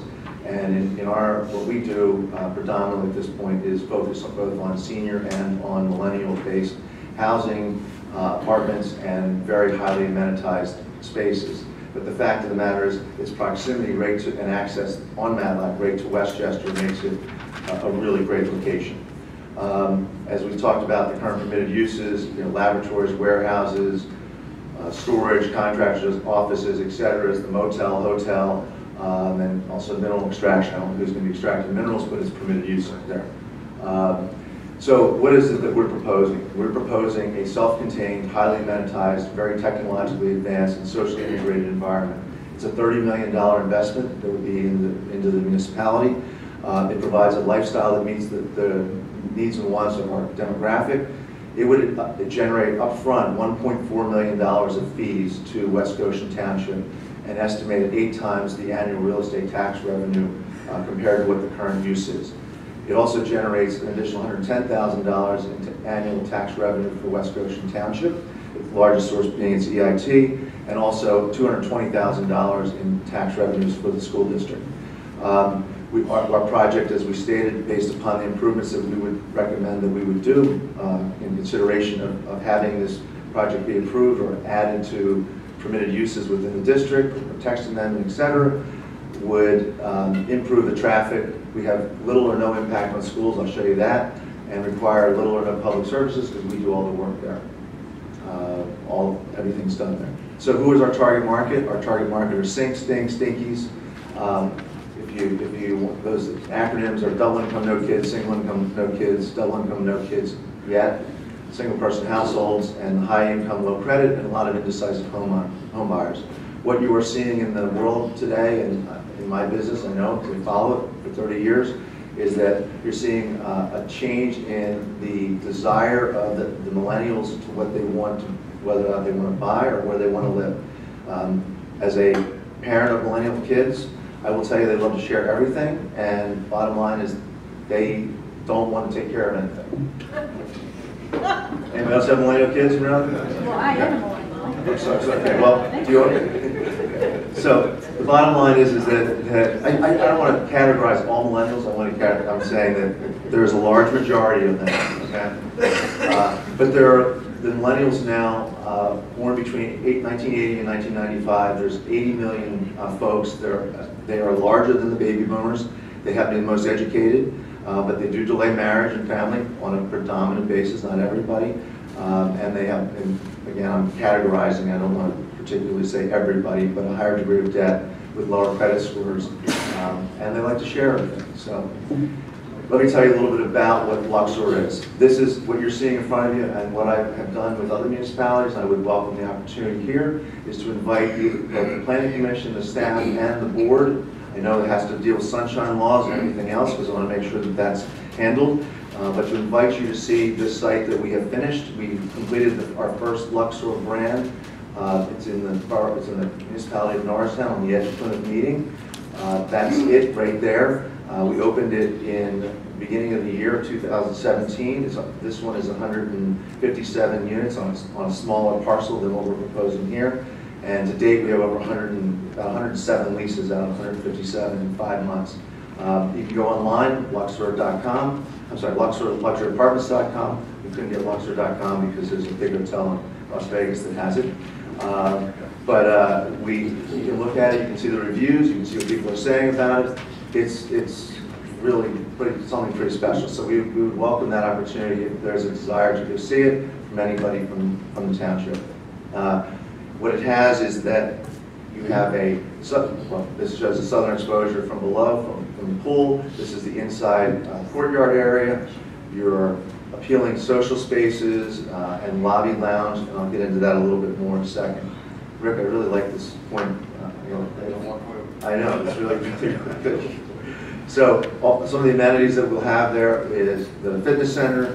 Our spaces are much smaller than you would have in your traditional apartments. It looks like a boutique hotel, and that's really what it's designed to be. That's the lobby. This is your business center, which is really very minimalist because that's what people want. The whole hub of this community is based upon the lobby. It's socially integrated. We basically want to have everybody be able to have to go through the lobby, which is where all the activity occurs, to get to their room. As I said, if you're not a social person, we really don't think that this is the right place for you. So the key is that what we have, and I'm going to talk to the baby boomers out there, is we have our leasing and also a designated chief lifestyle director. For those of us who are baby boomers and may have watched The Love Boat, this is the Julie McCoy. Okay, the Julie McCoy who basically is there 5 days a week, scheduling things. We have 2 to 3 events every week. If you go on the website, you'll see the calendar. We have Margarita Mondays. We have different events. We have pool parties. We have Luxor Olympics. We have all sorts of great things that go on a constant basis. The lobby has the relaxing Wi-Fi hotspots, media entertainment, fitness area. Our model is located right off of the lobby. We have cooking classes there. We've had people that have reserved the space for bridal showers or things like that. And then the hub of it is around what we call the BYOB bar and hangout. We have names for all this. That happens to be called Imbibe. So everything has their own little name. But around that bar area is where people hang out constantly watching 4 60-inch TV screens that are all put together. And if you were there for the Golden State event the other night, we had 40 people down there watching the Warriors beat the Cleveland Cavaliers for the championship. The game center with pool, foosball, and shuffleboard, complimentary coffee and snack station, and it's a whole complex right in the beginning of where you are. So from the standpoint of why is this a different concept, we have a much smaller, all of our rooms are much smaller. So our focus is to how do you integrate everybody together to enjoy each other versus going and spending time in their particular units. So this is a 1-bedroom den. It's a standard unit. You'll see that we have over almost 90%, 87% are 1-bedroom / studios. There's only 20% 2 bedrooms. The 2-bedroom units are only used really as roommates, and we have a couple of those in our facility right now. But you'll see a modern kitchen, a comfy dining area, a lounging area, abundance of natural light, windows everywhere, which you'll see more in a second. We have no balconies, and the reason why we have no balconies is we try to have people go outside in the common areas versus putting bikes on there or trying to put barbecue pits or flowers that die or smoke cigarettes that they're not allowed to smoke and throw them into our really cool courtyard. So we try to eliminate that. Abundance of closets area, and then this is a one-bedroom den with one bath, and that bath is accessed both from the bedroom as well as a common area, and then our flex space. And our flex space is something where it can be a game room, it can be a den, it can be a study.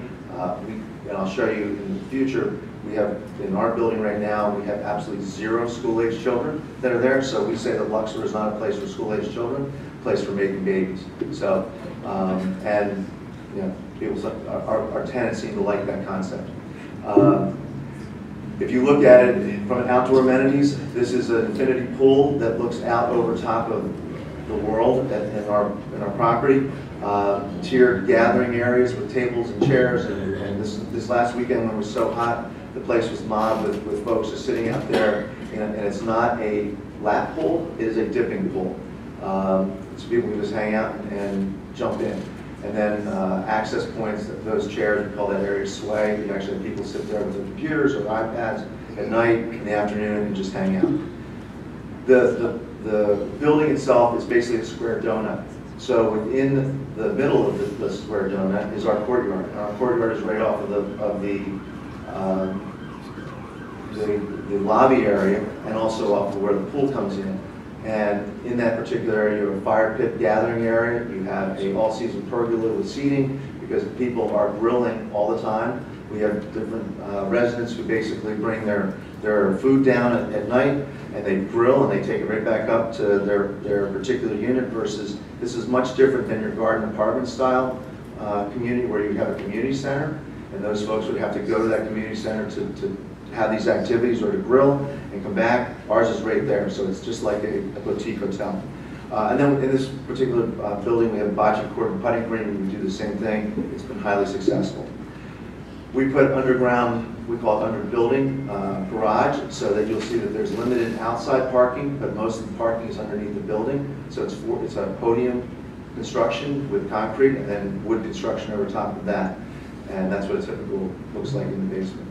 So this is not your sprawling garden style apartment. This is something completely different. It's a different lifestyle. Again, we've been very successful in it and in doing it and wanted to show you. So it's a little bit faint here, but and I'm going to show you the next picture. The proposed building that we'll be putting on here fits pretty much of what the Agway building is. Plus we add a little bit of space over in the green area, but we have a hollow center core. So I'm going to show you the next picture, which basically, and the reason why it's oriented this way is because the pool is in the back, and this is north-south going up and down. But we wanted to be able to blow it up a little bit and show you. So now north is facing that way, and south is facing that way. So that building that was the entrance is up here, looking in, is now over that way on this particular slide. So what is the components of it? It would be off of Matlack. Would be the entranceway that we propose, comes right in, looking right at the lobby. Again, this would be on the ground floor because we pick sites like this, which are our ability to have like a walkout basement condition. The garage is accessed through the side right here, so that you can access underneath in the building. But because this goes from a high point to a low point on the building, and that allows for a pool to sit up very high and look over, kind of look out. Main lobby is right in front. We talked about the underpark. We have surface parking. We're showing about 1.3 to 1.4 units, 1.4 spaces per unit because these are all one-bedroom units, and it's not. We don't really need any more than that. The infinity pool. We talked about the courtyard and also the dog run that we would have. What is it about West Goshen that works in this particular aspect? Is you've got everything is increasing. You've got population increasing, you've got target market of what we're talking about increasing, you have the non-married folks, the income is increasing, and the income levels that you have here are just phenomenal, and that's how we gauge ourselves for what we do. So you're talking about the unit mix, is as I said, we have predominantly 80% of our units are one bedroom, and our price ranges that we try to look for is between $1,300 and $2,000 per unit. We're not $2,500. We're not super duper expensive. If you were to compare this to the Point that is on the other side of 202 and Matlack, they're more expensive and they're much larger. Those are 2 and 3 bedroom predominantly. It's not the same target market. But if you look here, our 1 bedrooms are 145 and there's 8 studios. Only 36 of the 189 proposed units are 2 bedrooms. Sometimes we get the complaints or concerns, oh my God, 189 units, that sounds so many. Well, if you look at the bedrooms and the number of people, if these were 3 bedroom units, apartments, you're talking more about a 75 number of apartments. If you had they were all 3 bedroom units and they were occupied. From the standpoint of what does this do for West Goshen, well, we talked about tax revenues, substantial upfront fees, sizable increase in real estate taxes, and big money generated from EITs that you don't get from existing use. Having new residents in the township, EIT numbers, and we heard a little bit about that before, are very important to the viability of the budget for this municipality. So you can see where the sewer tapping fees, the building permit fees, impact fees, $1.4 million up front from the taxing authorities, going from smaller to large, and the Westchester School District gets the most. From an annual basis, is the residents would support local business with annual EIT, and with an average income of $68,000, $136,000 of an income tax per year based upon the estimates of an average income level of $68,000. And I can tell you that our existing product, the average income is a little bit higher than that, so that's a pretty accurate statement. From a standpoint of schools, what will it affect? I mean, everybody, wherever we go, we always talk about what is the impact on schools. All these studies were done, and I won't bore you with it, but we actually had, when we built this, we had the Norristown School District assisted us in creating a LERTA, Local Economic Tax Recovery Act, and because they wanted this project so badly, because even though they weren't going to get any tax or get they were going to get a phased-in tax basis over a 10-year period. We're not asking for that, by the way, in West Goshen, but we would be paying full freight. They proved, based upon other products that were somewhat similar, that there was a limited number of school-age children. I can tell you that in the first 90, now it's 105 or 107 leases, if I did today, we have 0 school-age children in our facility. Absolutely 0. So, in conclusion, as I said, what this is a $30 million investment to the municipality, and it provides the things that we talked about, little or no impact on the schools. What our position is we heard the traffic position, and what we want to be able to do is should this use be permitted or be able to be permitted, and we know it's not. This is all conceptual. We're not asking for any decisions. We're asking for just input, whether or not we should pursue this in the municipality at this particular location. But we think we can, by doing this, that we can make a situation that has haunted the township or is a problem for the residents of this township better by doing what we can do with the road improvements. Thank you.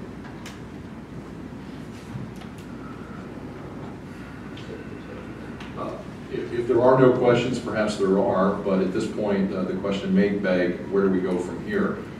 As I stated at the outset of the presentation, this project would require rezoning over the existing I-2 zoning. I've done several projects in this township that required rezoning, and we always start the process as we've done here with an initial meeting with staff and a presentation to the full board. I know that Rick has recently got this traffic information from Traffic Planning and Design, and you may need some time to absorb it, but we'd like your permission to proceed with conversations with staff, preferably with your input into those questions, and obviously we'll be responsible for any consultant fees that would be involved, but we'd like the opportunity to continue the dialogue with your permission, and that's what we're asking for this evening.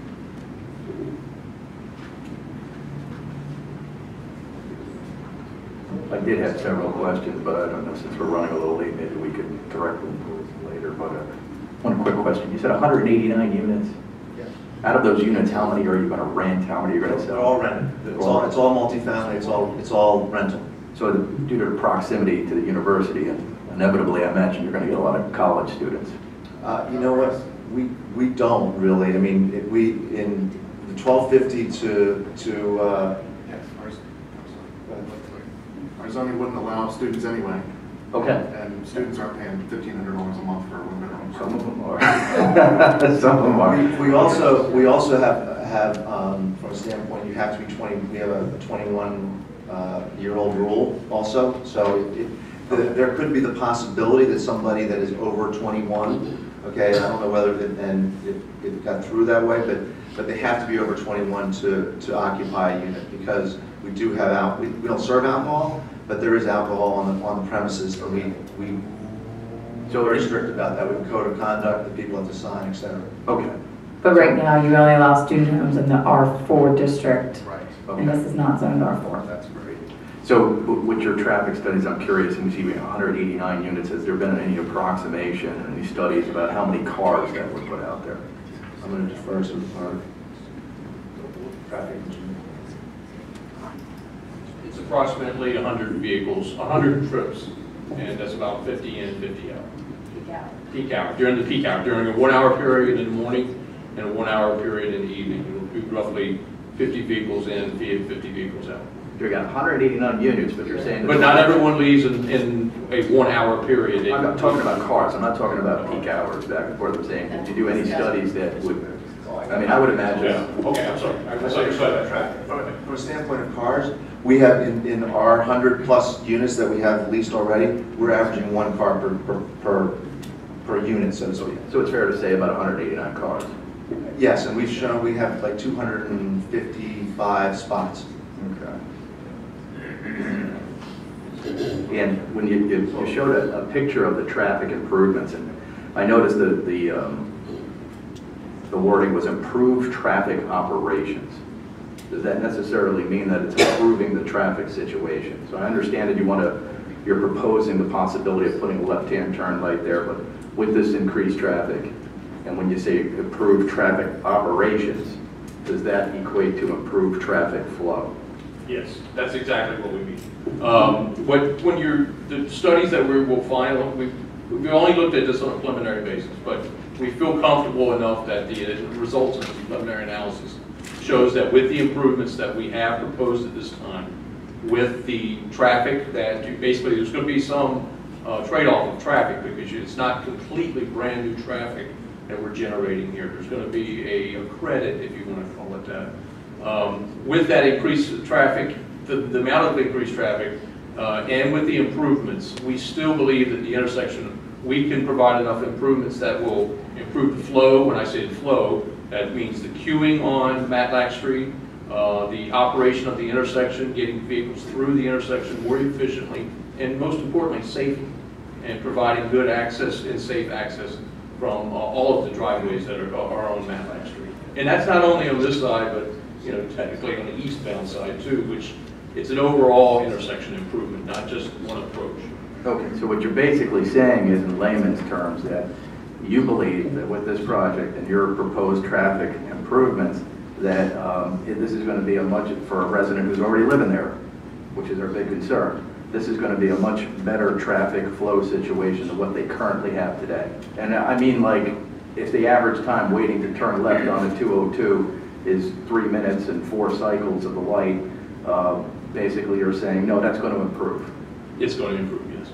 And we're confident that our preliminary studies have shown that. Okay. That's all my questions for now.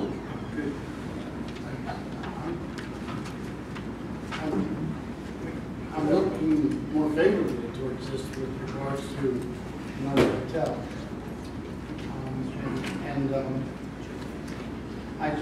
I would just like to, as Chris has mentioned, I understand the skewing, obviously, and I understand the improvements.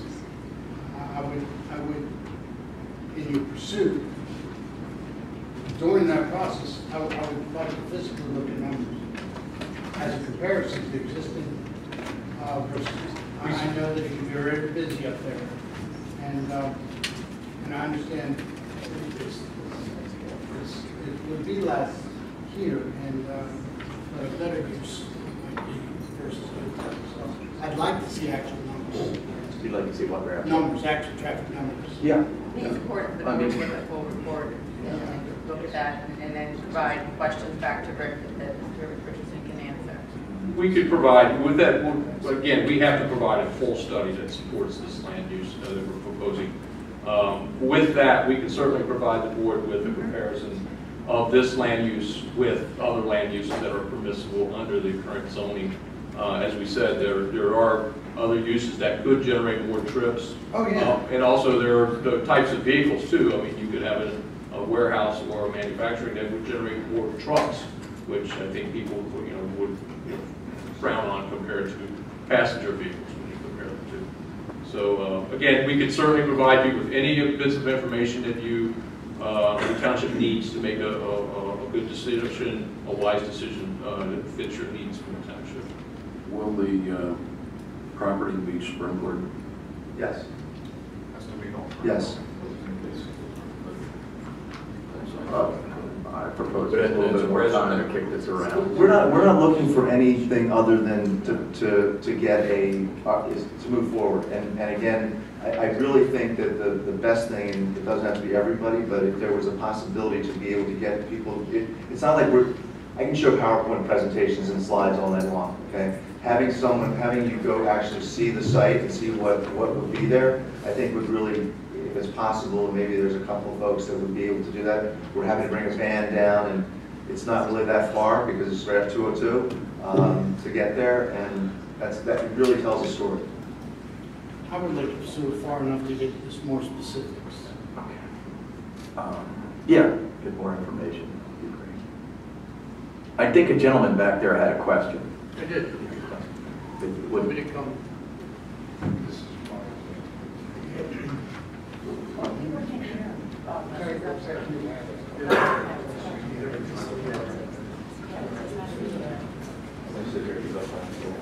My name is John Meisch, and I live in that area of West Goshen Township. And I think we're being sold some things here that I need to be upfront with.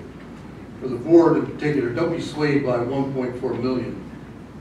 Okay, I don't think that's the bottom line that you as supervisors need to look at. We don't usually go that route. Okay, I'm just throwing that out there. Second of all, if you've driven anywhere on Matlack Street or the bypass, it's a nightmare. Okay? It hasn't improved. In fact, it's gotten worse over the years. College is a factor. Students leaving Westchester University, coming down Matlack Street, somebody indicated you can wait there for 4, 5, 10 minutes maybe at that intersection. Proposing 189 units and telling us that that's a one-car family. First of all, your market is what, 30-year-olds to 40-year-olds? How many people in here have 2 cars? They will have 2 cars. So the impact will not be as you're saying, and I don't know much about traffic studies, but to sit there in a car for 5 minutes and look at the traffic setup, that's not the answer. You need to be there day after day and watching those patterns and getting numbers and realizing that you're creating a monster here. Okay? The planning, it's beautiful, but I mean, let's face it, what we're looking at. That intersection is not to me, to many of us that travel in that area, it's not going to improve. I see it getting worse. Thank you.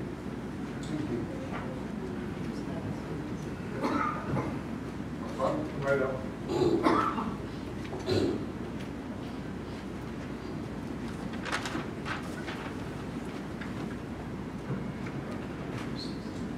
My name is Jeff Dibble. I recall several years ago, the company that was building the massive apartments across 202 from where we're talking, they had traffic plan change. They had a model and everything. And to my knowledge, nothing has happened. Nothing was done. And I guess I don't travel during rush hour that much, but I guess I haven't seen how really bad it can be, but I believe that it can be. Is this plan to do this traffic change a guarantee? Is this definitely part of it? Because I think they said the same thing, and like 2004. Sir, the developer of the point spent $750 million on traffic improvements at the intersection. And it did improve traffic, but there's 70,000 cars on that road every day. Yeah. There's only so much we can do. Yeah, that's why we'd like to see the cameras. Well, the other part is that it's private money paying for it, not public money. That's the key, is that we recognize the traffic issue, and the only reason why we're proposing this or thinking that the municipality might be interested is because we would be proposing to pay for those traffic improvements. I guess the sweet point is, as this gentleman pointed out, it's so bad. I believe it's graded F right now, that intersection. Is that correct? It's way below that. Way worse than that. And so we're in a situation where, you know, the cup is already filled and running over, and how much would these traffic improvements actually help? And that's what I would be really curious to see. Because we have had traffic improvements done, significant costs to developers who've come in, and yet the results seem to be minimal. And it's a concern to me because, you know, that's a really big, important intersection. We have a fire company there. Really, you know, one of my concerns is not only the fire trucks responding in this backed up traffic, but volunteer firemen trying to get to the firehouse to get out there in the first place. So, I mean, this is a really bad intersection, and one of my, just personally being straight up with you, one of my big concerns would be really how much can you approve it? Absolutely. Mr. Bielli, and again, looking at it in a vacuum, I get your point. But as Mr. Halverson pointed out, your ordinance currently permits certain uses, several by right, some by conditional use, some by special exception, that can go in and certainly by right, not have to do anything. That's true, but I understand that yours isn't zoned for this area. Absolutely. We agree that it's not zoned. The point that we make, and we have this concern with other properties that we deal with, is that what's the certainty of what you have, okay? And the uncertainty of what the agway property is going to be developed in something, okay? Or it's going to stay the same as an agway. So our position is that we're de minimis in terms of what it is currently. How can we, if somebody's bought the agway and more people came from wherever they came from, that's going to make the intersection worse. We believe that by doing what we're proposing and doing the improvements, we will at least provide something that will be better for everything for the future that can be used by the public, not just for our property. And if it's ultimately developed as a hotel, motel, or an office building, that could have significantly more traffic than what our proposed use would be. It's our burden to prove that. Sure. Yeah, well, I understand it. I appreciate your time. Thank you.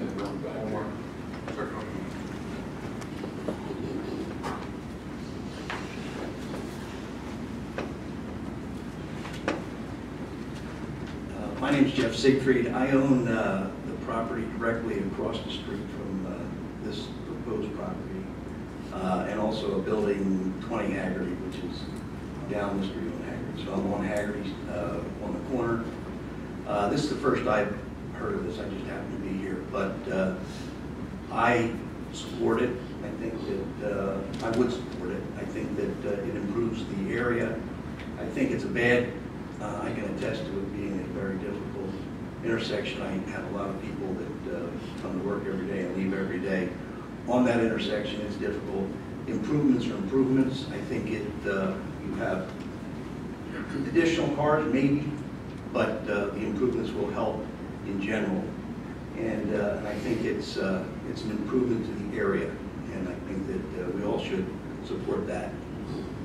So Just a question. You said you live there and you own another property? No, I own two properties. I own property across the street on number 2 Haggerty and then on 20 Haggerty. Is that a residence or is that a? It's a warehouse. It's a warehouse? Yeah. Oh, okay. I have business there. Okay.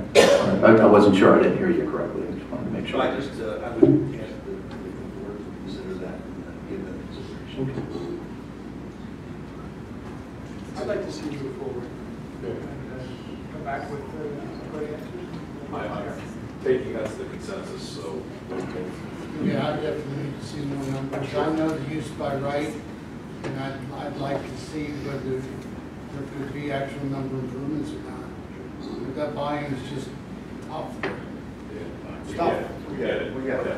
So that was our number one object to figure out.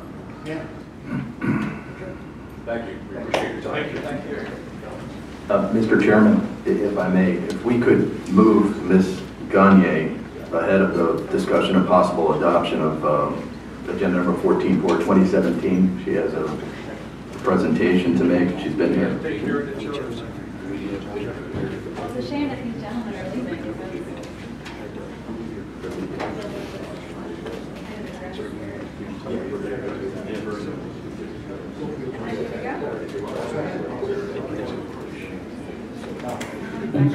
Stay here until it's here.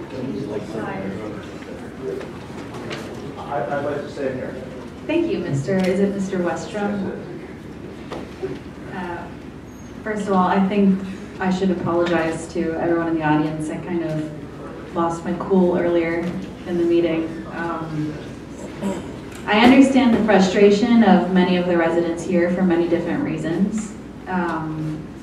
And sustainability, which you'll hear me talk about for a few minutes, is one of them.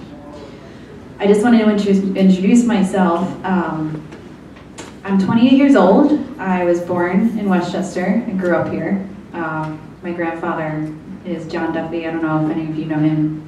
He was a pretty big lawyer in Westchester for a while. Just a little. Yeah. He's doing well, by the way. My family has been around here for a very long time, and Westchester and West Goshen is very dear to me. I graduated from the university back in 2012 with a degree in geology and a minor in Russian and astronomy. After that, I became a stay-at-home mom, and I decided to stay here because I do love it here. I am a millennial. I'm a married millennial with a mortgage and 2 kids. And I knew I had an opportunity to address what you guys were just presenting, and so I'm gonna take it right now, just for a minute. What we millennials want is changing, and I can't represent everybody in my age bracket, but one real thing that we are facing today is climate change, is limited resources on this planet, limited resources where we live here in West Goshen, and it's going to affect all of us. The current administration has pulled out of the Paris Climate Agreement. Our nation is at odds with each other, and I think that the only thing that is going to tie all of us together in the end is coming together to make a more sustainable place to live. I can tell you from personal experience and from all of my friends that that apartment building is not what we want anymore. It's overpriced, and we do have a lot of debt. We are in debt up to our heads because of the price of college and because it's required to have a degree to do pretty much anything these days. No one's going to spend that amount of money on a small space to have parties at a pool. You could build a community of tiny homes that were made of sustainable materials and probably sell them like that. Because that is what we want. So I'm not exactly sure how to change this clicker. I was the first sustainability intern at Westchester University. They put out an advertisement at school while I was a student asking for somebody to do the job, and there were 250 students that applied, and I was chosen. The job that I had was to conduct an inventory of the entire university, measuring greenhouse gas emissions, the amount of energy that each building was using. It took an entire year of my time and many other people at the university to get this done. I traveled to Denver to a conference to talk to other schools about it, and I could not believe the turnout of millennials and students who were jumping on board the sustainability train. This is what is hot right now in the market. what is hot in the market is getting involved to save the planet. We want cheaper, more reliable, sustainable, and we want something that's not going to cost our children their lives or their money in the future. So a few months ago, I attended a meeting in Westchester because I love town. I go there all the time. I'm always there. I emailed Diane Herron, and she's the chair of their sustainability committee. Their sustainability advisory committee is what Westchester, the borough, calls it. I attended their meeting. They were great. Their purpose is to advise the borough on sustainable practices. They do a lot of really good work. But it turns out, since I'm actually a resident of West Goshen, I wasn't eligible, unfortunately, to sit on that committee. So I got in touch with our local government, and I realized that we don't even have a committee. We actually don't have any sort of committee or policy that directly addresses sustainability. And if you look around us, Westchester has been a member of Tree City USA, which is a nationally recognized group, of cities who have basically committed to planting trees and taking care of trees. And it's a really wonderful thing for a city to have. It attracts people. And like I said, what we millennials are attracted to is clean and good for the environment. All these businesses are trying to put the green stamp on themselves these days.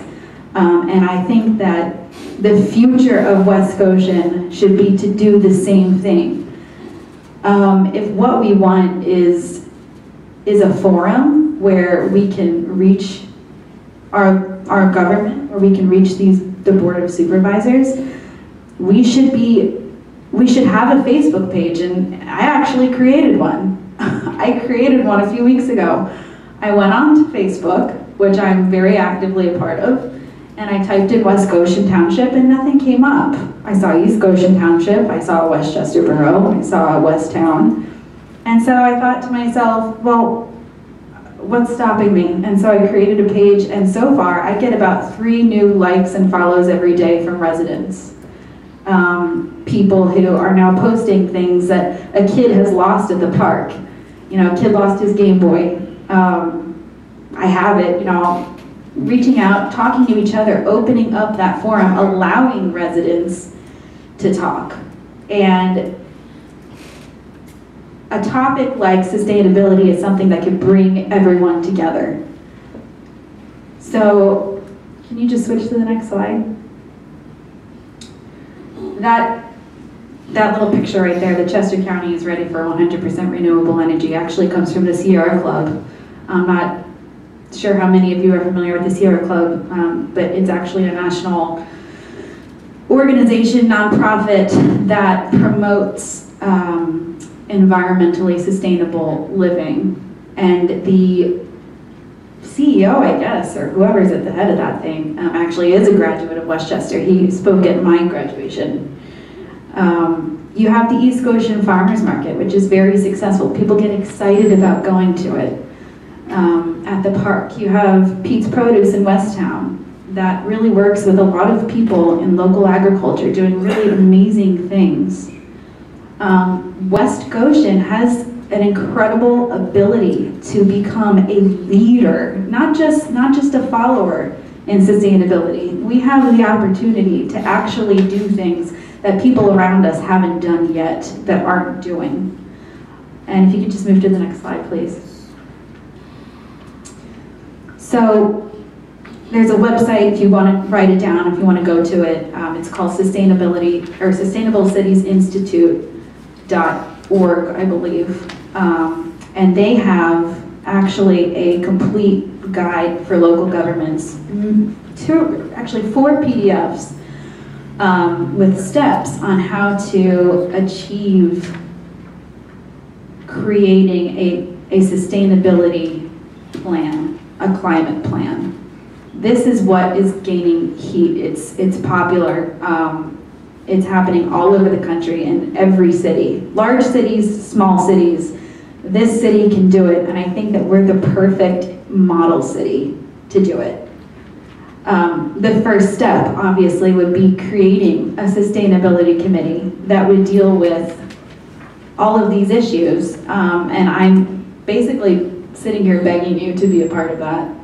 I have a lot of experience with the different organizations involved with sustainability. I have a lot of ties and connections with Westchester University, who is so involved with our Tree Campus USA.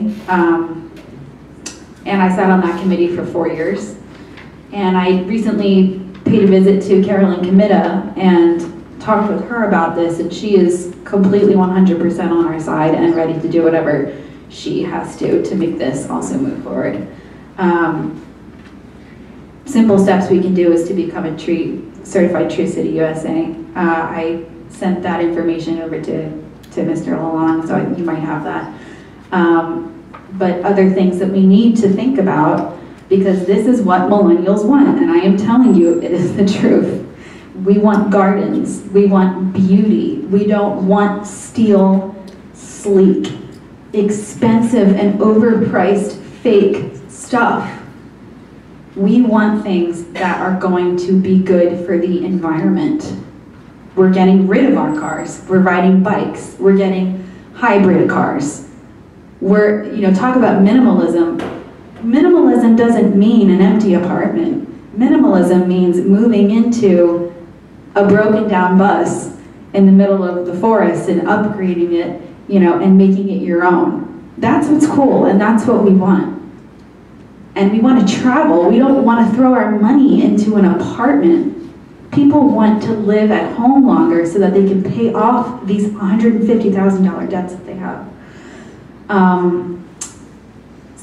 West Goshen Farmers Market, there's so many people, including myself, that grow food, beautiful vegetables. I make soap. I would love to sell that in West Goshen and not have to go to Westchester in that small little parking lot that they call a farmer's market. We can do this. Farmers in the surrounding areas are begging for it. They want to be involved. They want a place to come and sell their food. We can be the place just outside the borough that when you cross into West Goshen and it says welcome to West Goshen, welcome to West Goshen Tree City USA, and you're entering a place that is on the map for change, and that is where the millennials are going to want to live. So that's all I have tonight.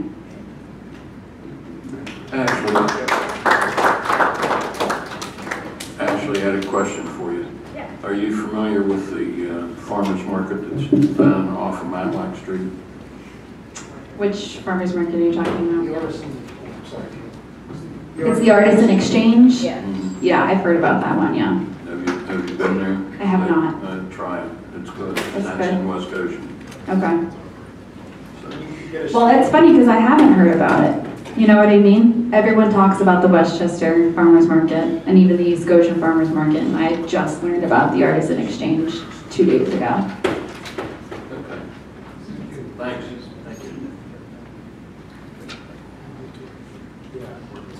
Item number 14, ordinance number 4 of 2017. So the township received a petition to amend the zoning ordinance on behalf of Astoria Property Company LLC in connection with the proposed use of an existing office building. The property is located at 1229 and 1230 American Boulevard. That property is currently zoned I-1.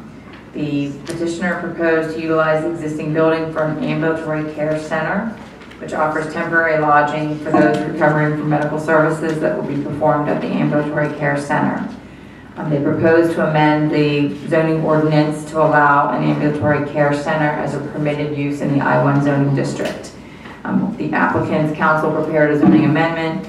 Myself and staff had a couple suggested edits to the ordinance. It is an amendment to your zoning ordinance, so we were required to go through certain procedures before this could come before the board at a public hearing. Just wanted to make note of the fact that We did advertise this hearing in the Daily Local News on May 30th and June 6th. I also sent a letter with the proposed ordinance both to the Law Library and to the Daily Local News so that ordinance could be reviewed if anybody in the public wanted to see it. That was dated May 31st, 2017. The Chester County Planning Commission also received a copy of the ordinance and provided a review letter back to the township. That letter was dated May 19th, 2017. And then the West Goshen Planning Commission also had to consider this ordinance, and they did so at the last meeting, May 23rd, 2017. That's 2 meetings ago.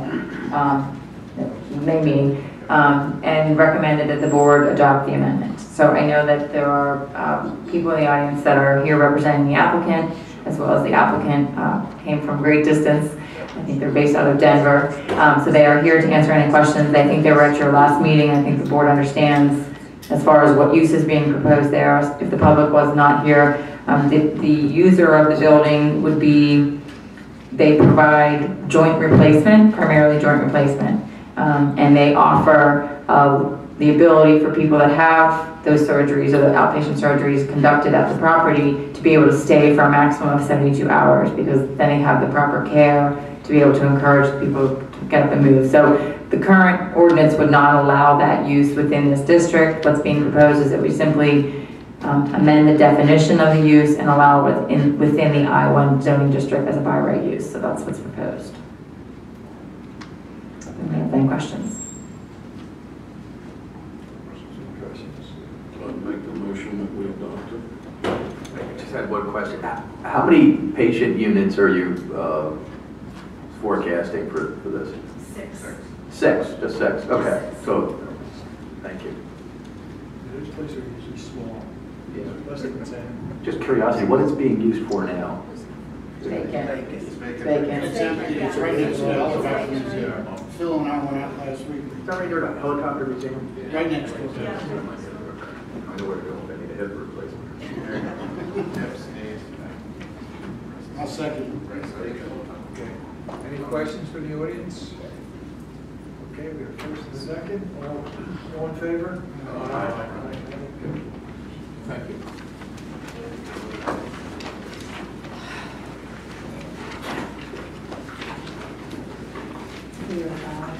Discussion and possible approval of resolution number 14, 2017 regarding fair districting Pennsylvania legislative. We had a presentation last meeting. It kind of made us all, put us all into some serious discussion. I requested through Casey and Derek to do some researching with the last comment page was listing of individual specified elected officials' names that were listed on the back. I just recommended to my colleagues that when we make decisions as a board of supervisors, we make them for ourselves. And in Derek and Casey's research, they saw that other municipalities that support this resolution also eliminated the fact that we speak for ourselves and wish to pass it on to all the other elected officials are support of this, but to not specifically address an issue to put somebody else's elected official's name down to recommend. So the change on resolution 14, the one I see here, that's the only modification that I have. Chris, I know you had comments on this. Actually, I think the changes that we discussed were pretty much what you mentioned, Ray. I mean, instead of listing each and every representative, we put, be it further resolved that a copy of this resolution is delivered to offices of all elected officials representing West Goshen Township in Pennsylvania, House of Representatives and Senate, which I'm fine with that amendment. I have no problem. I think this is a great resolution. This is a bipartisan resolution. In short, I mean, what we're sending the message to, which affected our township greatly, it split our township right in two, this gerrymandering. This isn't a Republican or Democrat issue. In fact, the sponsor of this bill that's in Harrisburg right now, Eric Rowe, who represents part of West Goshen, is a Republican, and Carolyn Committa is the co-sponsor of the bill, and I support it wholeheartedly. I think when we have a split township like we do now, it dilutes our voice in Harrisburg. It's not something that's good for us, and I think this sort of thing has to stop. It's just been a tit for tat over the years and has to end. The great line that I hear often from Dean himself has told me that really the premise is that people pick the politicians.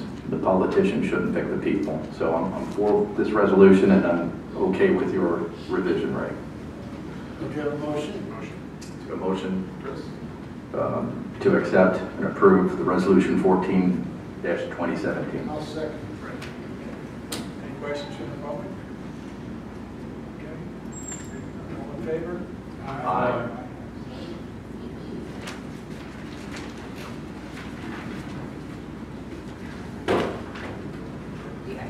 Waste recycling ordinance, and then there's discussion. Lisa Comat on our Public Works staff has recently attended a conference, and she acts as pretty much our recycling point person every day. She took a look at our ordinance with Kristen Camp, myself, and Jonathan in Kristen's office. These are kind of housekeeping items inside the ordinance, just to clean up the language, and also highlight our move to recycling, toters, and just the changes we've made over the last couple of years with our service, and just to update our ordinance because it hadn't been updated since 2009 or earlier. So it's more of a housekeeping item, and it's not for adoption, just for discussion tonight, and we'll move ahead for next month. Chris, anything? No, just, again, I think best practices and terminology changes as a result of Lisa attending this workshop, and then recognizing that what was in your code may not be the practice that you're following with respect to providing the containers, providing recycling containers, and commingling. The very minor edits and tweaks. No, it hasn't been advertised because it's an amendment to your chapter 45. Right. You would have to authorize advertisement at your July meeting. It's a cleaning house. Yes. So since we have 5 weeks between now and next meeting, can we go ahead and... Oh yeah, this is If I this. get a motion and a second to move ahead with the process? Yeah. Okay, sure. Yes, I'll make a Okay, motion. very good. Second. Okay. All in favor? Aye. Good, thank you. And next is approval to schedule a hearing on the proposed FEMA floodplain ordinance. Yeah, at the last meeting, we had gone over with you the requirement that FEMA is requiring all municipalities to adopt new firm maps which identify what properties are located within floodplain, and then also to update your regulations. We had reviewed this. It's basically a model ordinance that the state is asking, or demanding that you, not demanding, but if you would like residents to remain eligible for flood insurance, you have to adopt these regulations. We needed to send it to the County Planning Commission because it is an amendment to your zoning, and we needed to wait 30 days. So we would ask the board schedule the hearing on July 19th to adopt this ordinance. I'll move forward for July 19th. Second that. All in favor? Aye.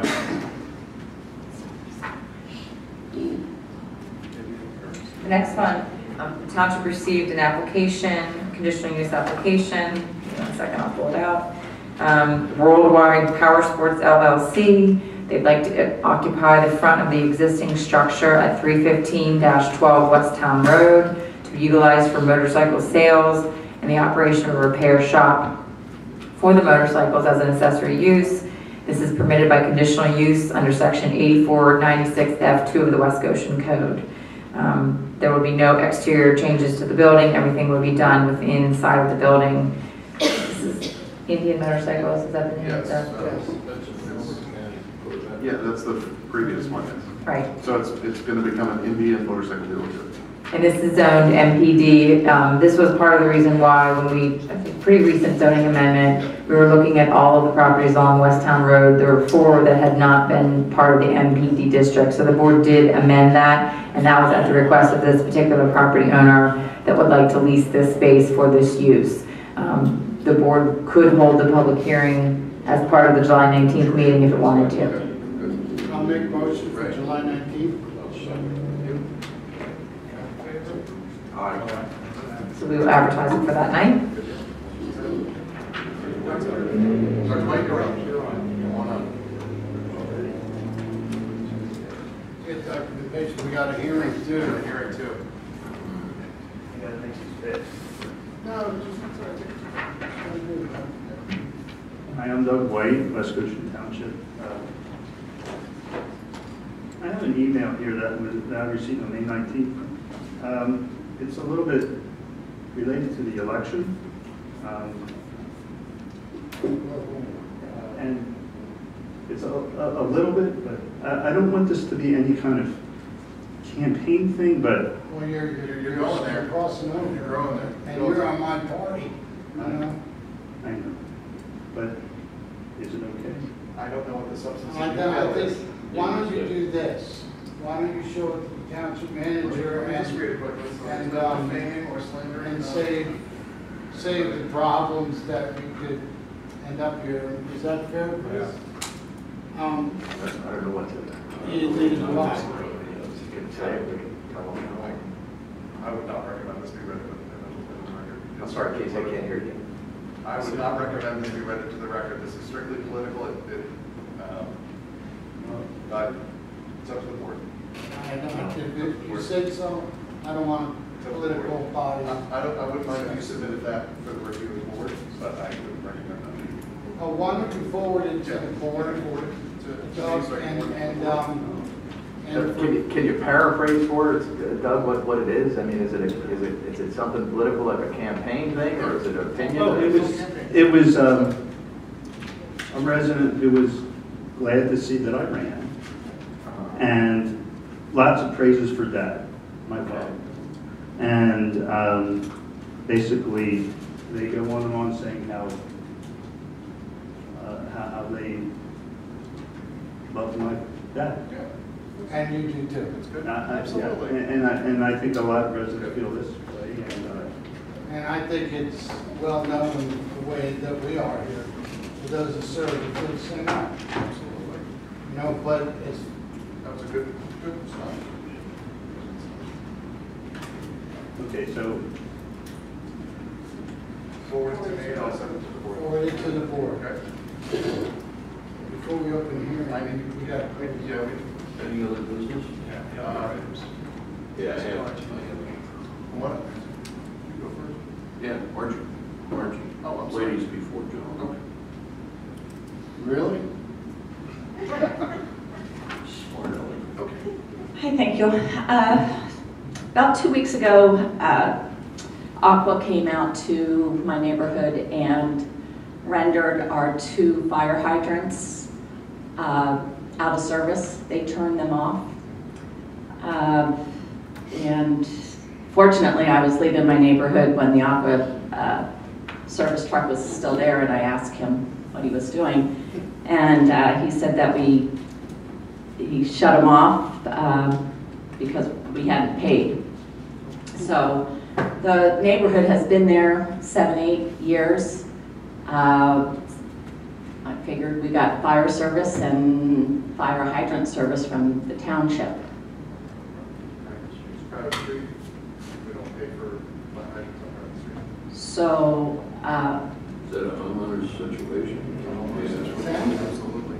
The homeowners pay. well, they've never billed us, but it's been 7 years before I guess they realized that they never billed the homeowners So what they association. did, just come in and shut you off? Yeah. With no notice or? No notice or anything. So I was just wondering if the township decided that they weren't, somebody's, I don't know why Aqua would have taken 7 years to realize that either they were billing the builder and he never paid. But I am here to ask, since we do not receive snow service, trash service, we really don't receive any services from the township except police services, that the 2 fire hydrants in our community be paid for by the township.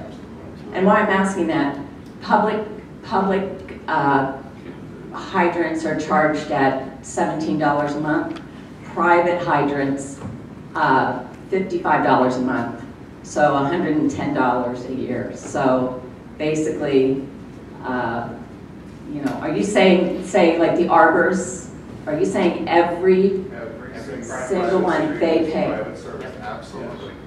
Part of the decisions that they take on when they don't want dedicated streets, Yeah. don't want to build things the way we want to build, and private communities like yours, which is it's a step higher than most in the area, that you would, that they decided that they wanted the cobblestone edges and attractive things. Is there any help you could provide the homeowners associations? I mean, it's a public hydrant. If anything, I understand maybe $17 a month to pay what. There are 800,000 homes, Margie. What do you want us to do? I mean, it's a public, well, we pay taxes. I mean, but we don't own. We don't own the street or the hydrant. Okay. All right. There was a sewer backup on New Street on June 4th. At least 24 hours that this manhole was dispensing at a rapid pace sewage into Taylor Run Creek. I'm just curious as to the standard operating procedures on when something like that happens. It turns out the response from the township was exceptional. On a Sunday, it was determined that the line is actually a borough line that runs through West Goshen Township. So they then handled it and unclogged the sewer line. But then 4 days later, I was driving down Kennett Square over 52 and noticed Picnic Park. All the kids were out swimming and rafting in Brandy Run Creek, and I'm afraid that that information of the sewage spill never was reported to anyone. So I'm curious as to when the sewage spill happens in the township. It was the borough's spill. They should have reported to the DEP. That's not our responsibility. Yeah, they have a responsibility. They have to report. Anytime we have a spill, we will report it to DEP immediately. If it was Absolutely. We responded to you within, what, 2 hours, and immediately called them when we saw it was their line. And once they took over, then they obviously jetted or did what they had to open it up. But it's up to them to have reported it. It is not for us to call up and police them, or that's what you're asking. Right, well, I thought it was well taken care of too, but I did call Brandywine Park yesterday just to inquire if they were ever notified of a sewage spill. They wouldn't be notified. They would have notified DEP. Yeah, they would have been notified. Yeah, so we don't know, we don't get any kind, we don't get any kind of information follow-up to that. We don't try to get reporting, correct? But we would have. Yeah. Otherwise, we face fines if we don't report it. And I'm not one to brag on my kids, but I have a 20-year-old and a 24-year-old, and I'm so proud that I did not raise entitled children. I wanted to say that myself. I'm so proud. Thank you very much for saying that. I move for adjournment.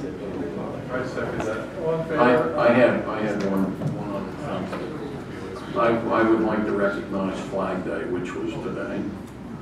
And I put my flags on. Do you know a little bit of the history? Today is the day it was formally adopted, officially adopted.